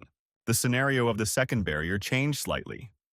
A message about it appeared on the screen, and Kim wondered what had happened. Then it was explained that the peculiarity of the second barrier is that the orcs no longer petrify after the destruction of the cleansing crystal. The scenario of the second barrier was that the restriction on leveling up orc warriors was removed. The task of the second barrier scenario was to hunt orc warriors. They had to destroy 3 crystals in the allotted time, otherwise an orc archer would appear. They were given 10 minutes to do this. This was not what Kim remembered. And in a moment, orcs appeared on the horizon. Several orcs spotted them and moved directly toward them. Shin Seo asked the leader what to do next. Kim reached for a stick that was lying on the ground. He explained to everyone that they needed to look for crystals and try not to run into orcs. He also said that they had to make it in 10 minutes. He understood that if they couldn't deal with the orc archer, they had to finish the task before he showed up. It seemed crazy. Why did he appear here? The large orc warrior, who was striking in his appearance, was approaching. Again, a message appeared that the scenario of the second barrier, the orc village, had been slightly changed. Sometimes it happens that the scenario for the player changes. But this happens when the player's level grows very quickly. There are scenario conditions. Changing the scenario conditions to match the player's power level can even change the content. Obviously, the true master of the Heavenly Demon Mountain gave Yeonseo the title of Heavenly Demon. If she hadn't broken the rules, the changes in the scenario could only have come from the interference of other players. The petrification when the crystal is destroyed has disappeared. Now it will not be so easy to get rid of orcs, and the level limit for the orc warrior has disappeared. This is an evolving monster that can become stronger in long battles. At the initial stage, it could only grow to an advanced warrior orc, but it can become even stronger without restrictions. Now he has not yet grown to a great orc, otherwise their destruction would be guaranteed. But if we assess the situation and conditions of the second barrier, we can draw the following conclusion. He can become a great orc warrior. The difference will be significant. Many reach the 37th level, the strongest even the 40th. In the current situation, it will be difficult to cope. If an orc archer is added, there will be no chance to clear this place. The scenario of the second barrier, Orc Village, begins. You need to destroy 3 crystals in the allotted time, otherwise an orc archer will appear. There are 8 minutes and 21 seconds left. Damn it, Kim needs to come up with a way to do this. If there is no petrification feature, then the battle with the orc warrior is inevitable. First, he needs to take the key item, the iron bar he picked up earlier. The most important thing is to prevent the appearance of an orc archer. It is better not to show on the broadcast that he knows the location of the crystal. Kim suggests that everyone find the tent with the high flag as quickly as possible, with the crystals in the first place. If possible, do not encounter orcs. He told everyone this because he realized that he needed to show the guards that he was using basic search methods. Yeonseo moves to the point on the right side. Songhwa and Yoo-hyun will move together on the left side. If you use this method, 2 crystals will be destroyed in 10 minutes. The third one will have to be destroyed by yourself.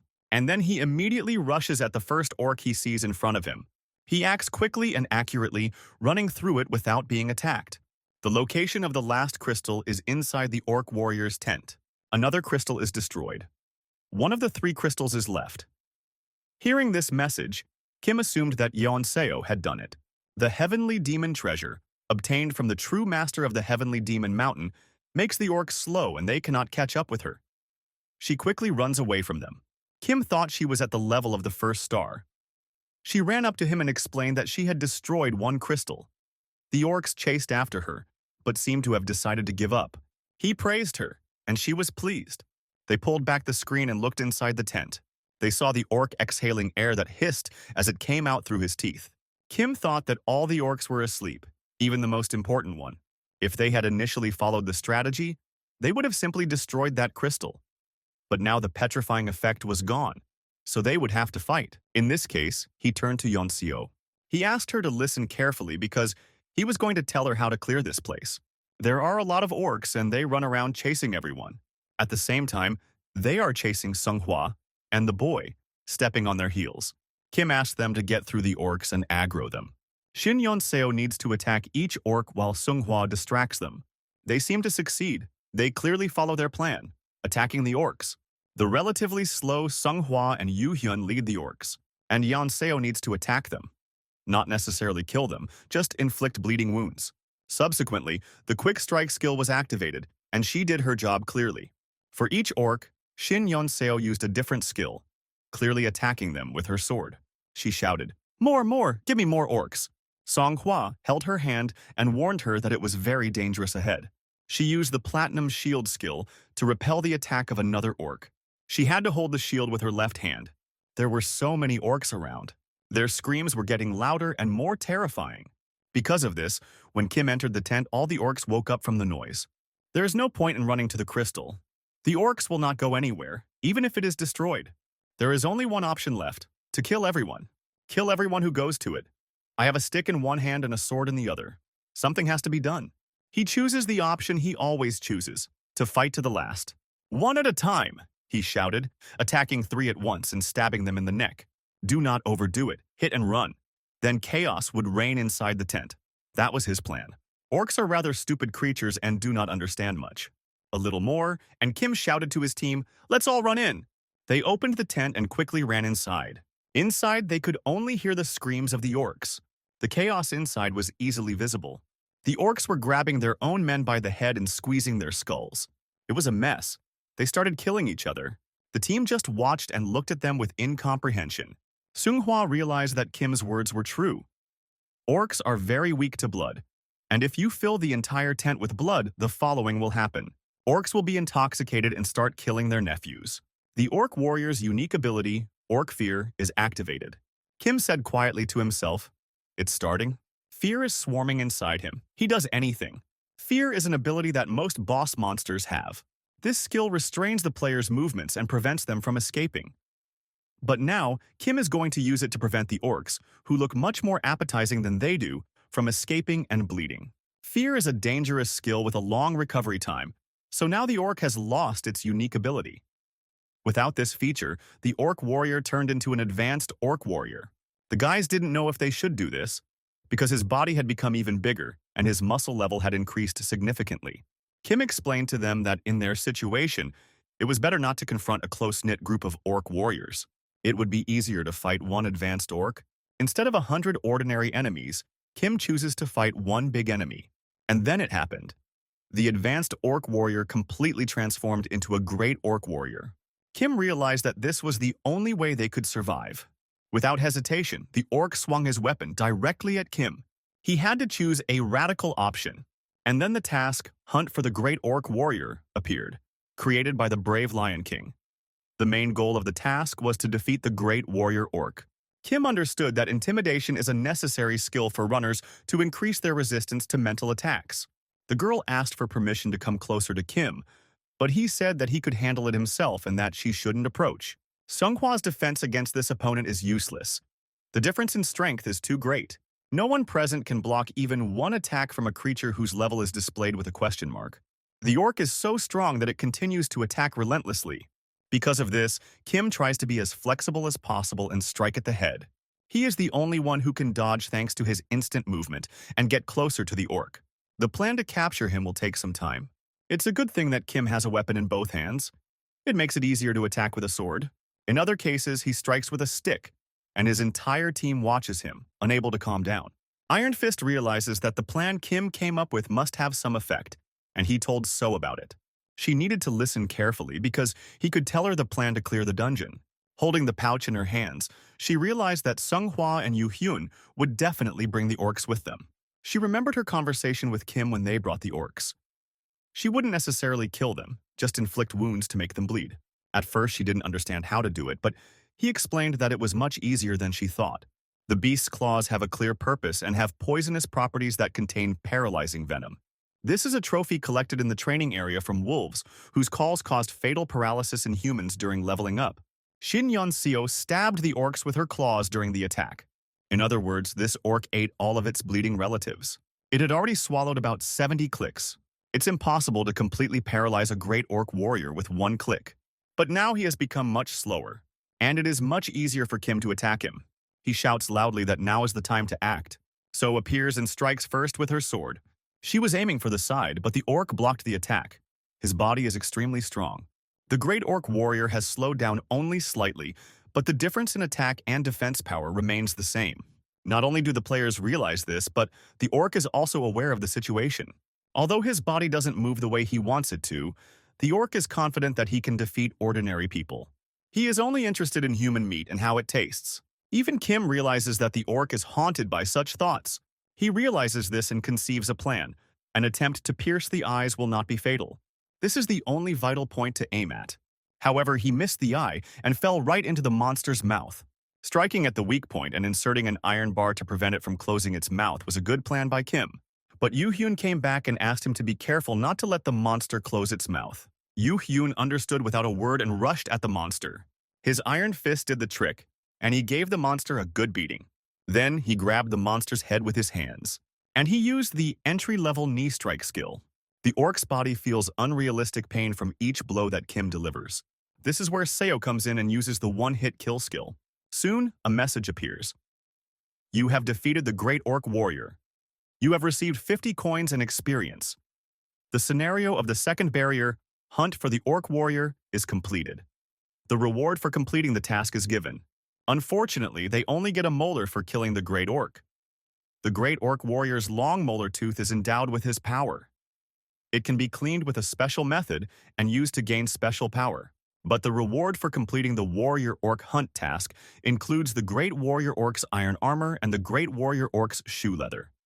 Thus, Kim received 2 useful items from the great orc warrior set, as well as a special intimidation skill. This skill will be useful not only for him, but for everyone when completing bosses in the future. And then a new message arrives. The Las Vegas Cowboy is starting to follow you. The Las Vegas Cowboy attaches great importance to effective team play and combinations with his comrades.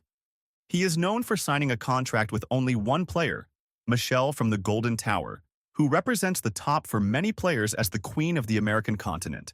After that, the Cowboy of Las Vegas supported Kim by giving him the leather pants of the Great Orc Warrior.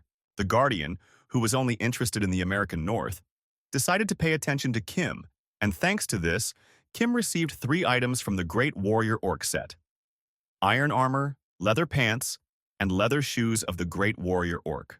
The conditions of the task scenario were also met. Defeat the remaining orcs. They continued to destroy the warriors, gaining experience for doing so. After that, they passed the second underground level of the Soul Station Dungeon, receiving 300 coins and the title Ruler of the Soul Station Dungeon. They will leave the dungeon in 30 seconds. They all did a great job, and the girls seemed to need a few days to rest. Kim realized that they had struggled to clear the second level, and in 20 seconds they would be leaving the second level. Suddenly, a portal appears next to them, and they don't even realize what kind of portal it is. Only Yu Hyun doesn't see the portal. Seunghwa wonders if there is something there, and Kim only hears a message that they will leave the dungeon in 13 seconds. He starts running fast, and the next message comes. You will leave the dungeon in 9 seconds. Everyone shouts Kim's name loudly and asks, "Hey, what are you doing?" But he shouts at them to go without him. There was no doubt in his mind that this hidden fragment, visible only to him, was the portal. He runs to it and jumps in. Then he sees a dense green forest and mountains beyond. This is a special hidden fragment. He has entered an unknown forest. The task is to find and talk to the owner of the unknown forest. Special information that is visible only to capable players appears from the beginning of the training. Kim saw safe zones that players usually cannot see. The ability gap between players leads to a gap in the information available. If there is a door that only Kim can see, he must accept it as a privilege. When he was in the forest, many observers logged onto his channel and started following him. Since he entered an unknown forest, the conditions of the task are to find and talk to the owner of the unknown forest.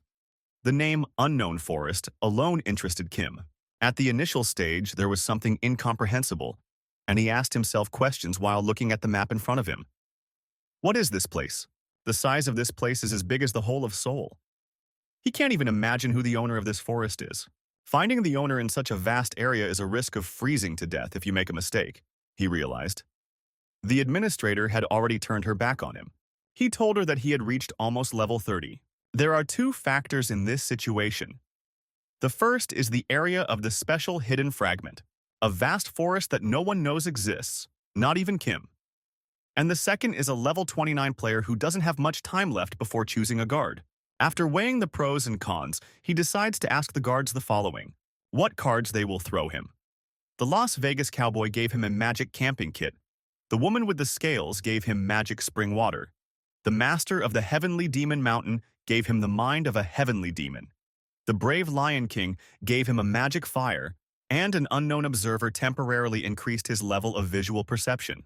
Great, not only the camping gear, but also his level of visual perception has increased, albeit temporarily. Now he can see things that were inaccessible before. The administrator said she would start explaining the purpose of the items, and started with a magic camping kit that would allow him to set up camp in a simple area.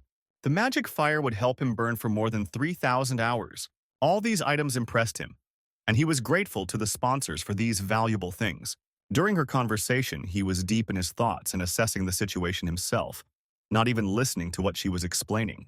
She only asked him not to get lost and reminded him that she was not worried about him, although her expression said otherwise. As a middle-ranking administrator, she gave him a task with a reward of 300 coins, and the conditions of the task were to repeat all the information she had just said. Kim scratched his head and realized how worried she was about him, even willing to give him coins that were hard to come by.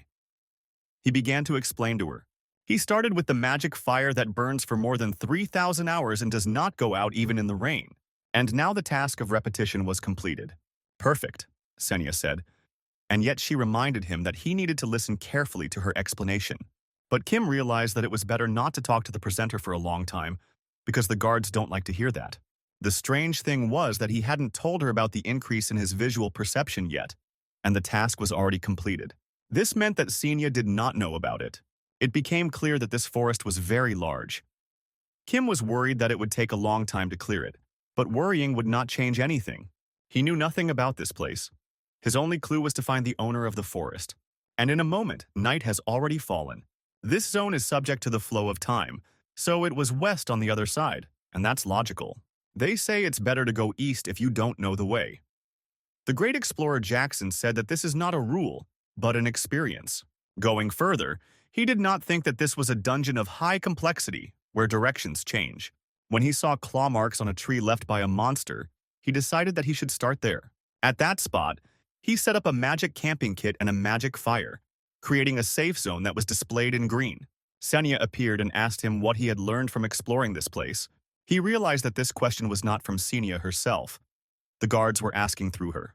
The research process is not that interesting and exciting.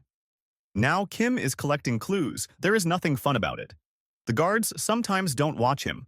Because of this, he decided to give them the results of today's intelligence. He told her that, first of all, this is a forest-type area. Then he explained that he had found 3 types of bones. They were left on the trees, and judging by the depth and size of the tracks, it is highly likely that they are cat-type monsters. It seems that each of them has its own territory. There were no signs of fighting. They avoid each other, which means that fights do not happen here. Xenia asked how this information was useful.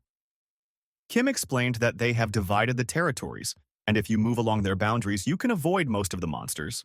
Birds of prey fly at night, so there are individuals they can hunt. It's strange that we didn't see any traces of victims. What could this mean? Kim asked himself. Xenia was only silent in response, as he expected. All the observers were interested in Kim's research. Only the brave Lion King was bored, and the woman with the scales was paying tribute to his calmness. Kim had to stay calm because it was only the first day, and he had chosen this test. He had a drink that he drank. By the way, it was all very strange because he was seeing this place for the first time and did not know the strategy for it. He found only the tracks of wild animals. He should have been afraid here, but he remained calm. To be honest, this game is much more interesting. In a dangerous passage, he is left with no choice. He has to challenge himself. But even the simplest things in such games make him happy. Some people call this ability talent, and it is a fact that Kim is a talented player. We can only hope that he won't remain someone who shines only at the beginning. Many players never make it past levels 30-40, so he needs to cross that threshold to prove that he's not one of them. The 4th day of exploration, and he managed to enter a burned-out peasant village. He has finally found something after 3 days of searching. It's a safe zone, but the houses are burned down. Are there any clues here? That was a good question. One of these houses didn't seem to be badly damaged. He went inside and began to explore everything there, clinging to every clue he could find. Soon, he found the postal paper of the Starosta Christian. It was a letter that read, "Dear Elder Refree, a letter from the western village of Dot to the eastern village of Dante. Old man Refree, we are finished. The owner of the forest is angry. He has brought his wrath upon us with no way to escape it. Please, Elder." And the letter broke off. Part of the letter was burned, and he could not read it to the end. But he realized one thing. The village was burned by the anger of the forest owner. It seems to be a trap. The village of Dot at the eastern end has another settlement. From this, Kim realized that he could meet with the owner of the forest, so it was an achievable task. But his mind was full of questions. What does this all mean? He was sure he would soon find out, and he reached for the sword he had with him. His eyes of perception told him something. They told him that someone was watching him at that moment. He could feel it and felt his senses become very intense. It was a very strange feeling. You can't relax even in a safe zone. Suddenly, a portal appeared in the middle of the village, which he had summoned himself. But as soon as he touches it with his hand, he receives a message that he cannot move. He decided to check the westernmost part of the western village, but a transparent wall blocks the way. This means that this is the end of the zone, or special conditions must be met to move. Senya appears and asks about his next plans and what he plans to do next. The Las Vegas cowboy wanted to offer him something. It seems that this guard is very fond of gambling. He was known for placing a lot of bets, sometimes luring players with sweet offers that are hard to refuse. The only person who survived these bets was Michelle. Now, his offer had a special hidden fragment that provided a reward of 100,000 coins for clearing an unknown forest within 3 days. This amount was very attractive to Kim, because 100,000 coins is a real lottery for a player. But the reward for success is one thing, and the price for failure was not specified. So he asked Senya what would happen if he failed the task.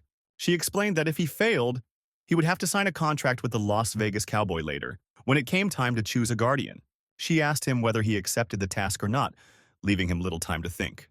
But the answer was no. He told her that he could not accept the assignment. He doesn't like gambling at all. Sometimes he bets on something with a small chance, but he won't take that risk forever. He will not play like that. Clearing the zone in 3 days is pure luck. He needs at least some card up his sleeve to get a chance to win. Only fools make rash bets without any information, blinded by the promise of rewards. Because of this, he explained to Senya that he refuses to rely on luck alone. It's just like jumping into the mud. The Las Vegas cowboy, hearing his answer, was pleased and respected his decision. Many other guards were also impressed by his decision. Refusing such an offer on the 29th level seems ridiculous, but he answered everyone. Laugh all you want as long as you can. Now he is near the western village of Dot. Of course, he will continue on to the eastern village of Dante, as indicated in the letter. It is a very long way, and first he needs to find food. And here comes a boar with a sword in his throat, grunting loudly. He caught the royal boar and gained experience for it, and 17 coins as a bonus. While looking for food and walking along the forest paths, he learned a few things. This stocky boar is a strong monster of about level 25, which gives much less coins for its level. But it's still possible to hunt it, although there are a few differences from the stocky boars he knew. They are usually vigilant to what is happening around them, especially when there are predators nearby. Judging by the tracks on the trees, there is at least a red tiger here, but these boars are not afraid of anything at all. Only one conclusion comes to mind. For some reason, they are not afraid of predators. Perhaps they are not attacked at all. A moment later, a basket of fruit appears in Kim's hand. Perhaps this is a hidden fragment, because he hasn't heard of fruit falling out of them at all. It looks like a concern for survival, but it's still very strange. There is also a subtle shine coming from the forest that provokes his visual perception. It continues to watch him from the village of Dot. Even his enhanced skill doesn't help him identify who it is. Perhaps the unknown owner of the forest is looking at him. Kim has collected enough information, but he has a feeling that he is missing something very important. He needs to hurry to Dante's village. Suddenly, he finds a magic trap rope on the floor. Where did this expensive artifact come from? Something is not right here. Entering the second burned-out village of ordinary people, he receives a message that he is in a safe zone. He walked closer to one of the houses. He started looking into the boxes. In one of the boxes, he found a letter again. Dear Elder Dudia, a letter from the eastern village of Dante to the western village of Dot. Elder Dudia, we need a sacrifice. The owner of the forest has asked us for a sacrifice, but you know that there are many restrictions in this forest. By the way, the sacrifice that needs to be made to the forest master, and the letter cut off again. This raised a lot of questions for Kim. It is not clear that it is about sacrifice. It seems that if this is not done, the village will repeat the fate of the previous one. All the houses around it have burned down. But where are the traces of the people left behind?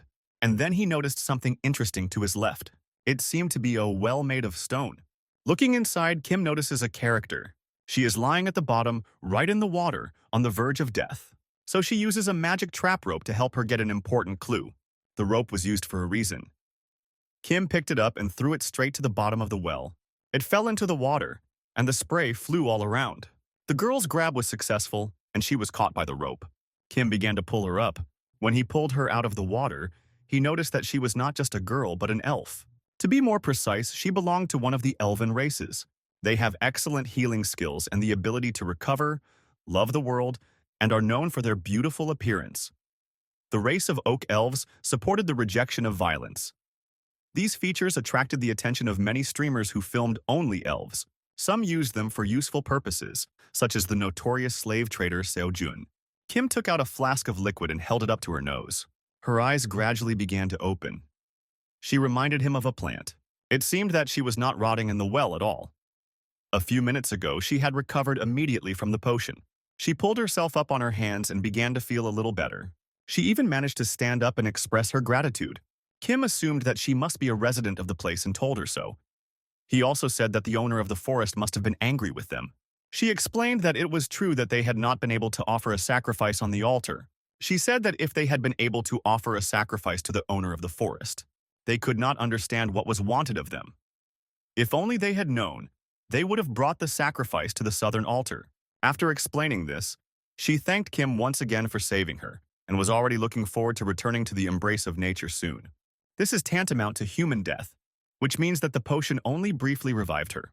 She would return to the embrace of the land that gave birth to her, turning to dust and becoming food for the oak tree. Kim could not say anything else to her, only looked at her in understanding. But he asked her if the elves lived in houses made of felled trees and said, "That's fake?" He then asked why she had lied about being a resident. She replied that she did not understand what he was talking about. From the very beginning, this forest seemed strange to him, even the basket of fruit that he did not expect to see. Simply put, a strange zone. The system pays more attention to basic attitudes and probability. Although there are scenarios with unexpected content, this should not be the case at the training stage. This race does not build houses but lives in huts. Lindia is different from the standard settings of oak elves. This can be explained by the fact that she is just a character who has to convey information. As expected, this is a hidden fake zone that has been reconfigured to look like a normal unknown forest. A green wind began to blow, but Kim could not see anything. It was very strange. Everything looked very artificial. A zone with fake installations, so it was created by someone who read about it in books. Now it was clear. Everything around was a cheap fake. At that moment, he realized that someone was definitely watching him, and it was very annoying. He began to use his eyes of perception at full capacity, and they began to see through the illusions of space. After a moment, the pain was so intense that his eyes bled. If he can't destroy the fake, he will just die here, just like this elf. It cannot be allowed to become a new character of the task for the player who next finds this place. He chooses to live in reality, not in a fake, and his eyes of perception respond to the strong will of the player. He realized that this fake zone definitely had limits, and its creator didn't want Kim to find out about it. But the letters pointed to the far east or west. At the borders, there were messages about the impossibility of going further, but he gathered all his strength and decided to destroy them. Having destroyed the boundaries of this falsity, he began to gradually succeed. His feet stepped into a place where there was no falsity. At first glance, it seemed that he was in the same forest, but its size had shrunk considerably. Previously, it could not be covered by the eyes of perception, and now it was the size of a small village or garden. He felt someone behind the bushes. He turned to him, asking why he was not coming out. After he told him that his eyes could see everything, a one-eyed creature with a horn on its head came out from behind the bushes. This monster was sure that no human could find its treasure. It was a thin goblin of unknown level, in a state of confusion, doubt, and denial. It has 3 stages of evolution. A rather important monster, skilled in the magic of illusions or hallucinations, good at changing space. Its hobby is to cause trouble for players. At the 3rd stage, a goblin that has been fed is called an ogre goblin. When they first appeared in Italy, 400 people were eaten in the same place. If such a goblin had appeared in front of Kim, he would have had to run away. But here, there was only a goblin of the 1st stage, approximately level 31. In the hidden zone, it could be up to level 35. Kim immediately noticed that he was afraid that his treasure would be stolen. This was evident in his face, which spoke for itself. In confusion, the goblin's intelligence drops to the level of a child, and this allowed Kim to easily strike him with his sword using a special skill, an instant blow. After that, he dealt a critical blow to the goblin using this skill. But the skinny goblin started using the goblin's club skill, and a giant club appeared in his hand. He struck the ground hard, causing the surface to crack. This technique was very powerful, and Kim could barely deflect the blow with his sword. But if he used this technique several times, a breach appeared, and he could easily hit the goblin with his sword. He easily defeated the goblin. For this, he gained experience and 42 coins. After that, he raised his sword up. After that, he was given a reward for clearing an unknown forest. He received 500 coins, a point of increased vision, a new attribute, and the goblin spirits after this difficult battle.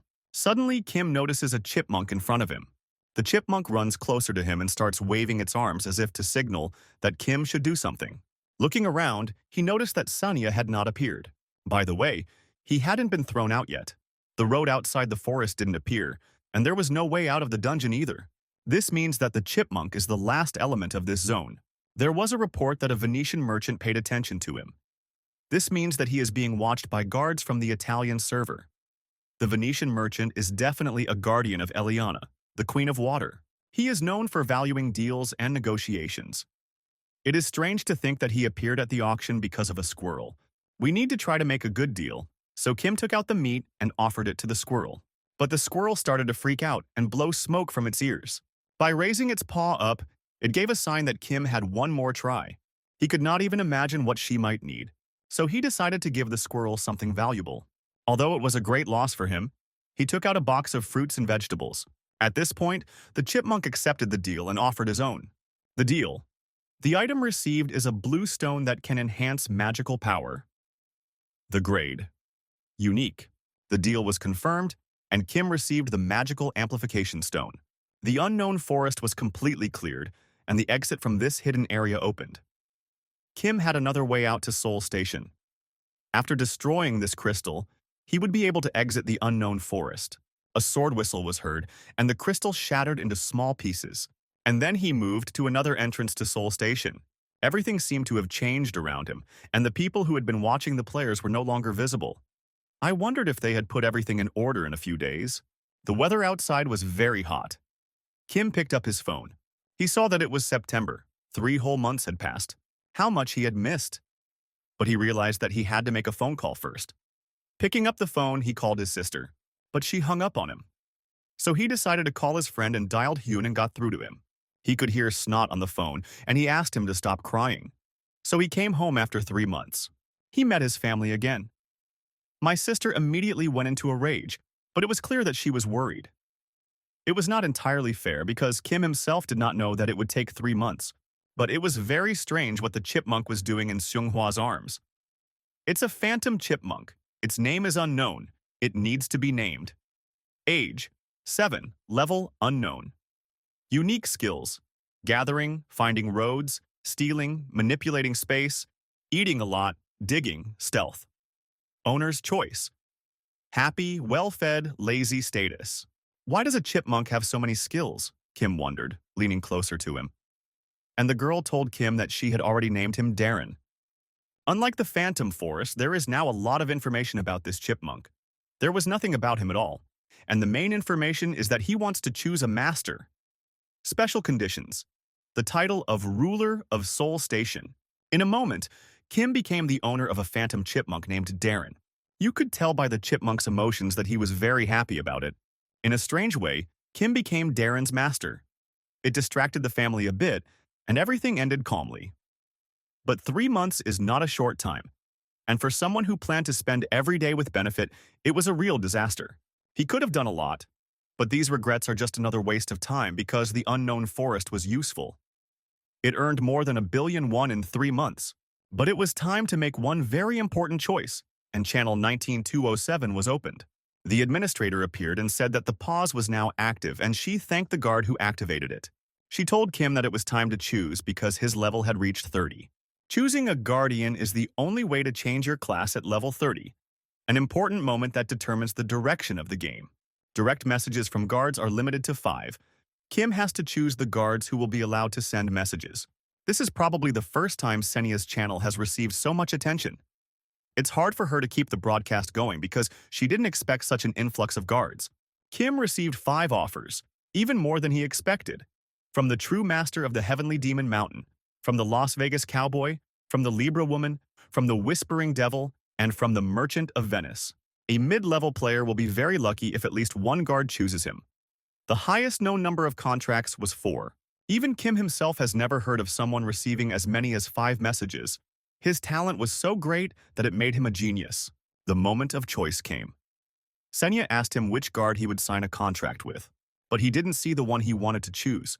He told her that there were only outstanding personalities here, and he wasn't sure he could choose. The Whispering Devil suggested cutting to the chase and making Kim the Demon King. With his contract, Kim would definitely be on the next level.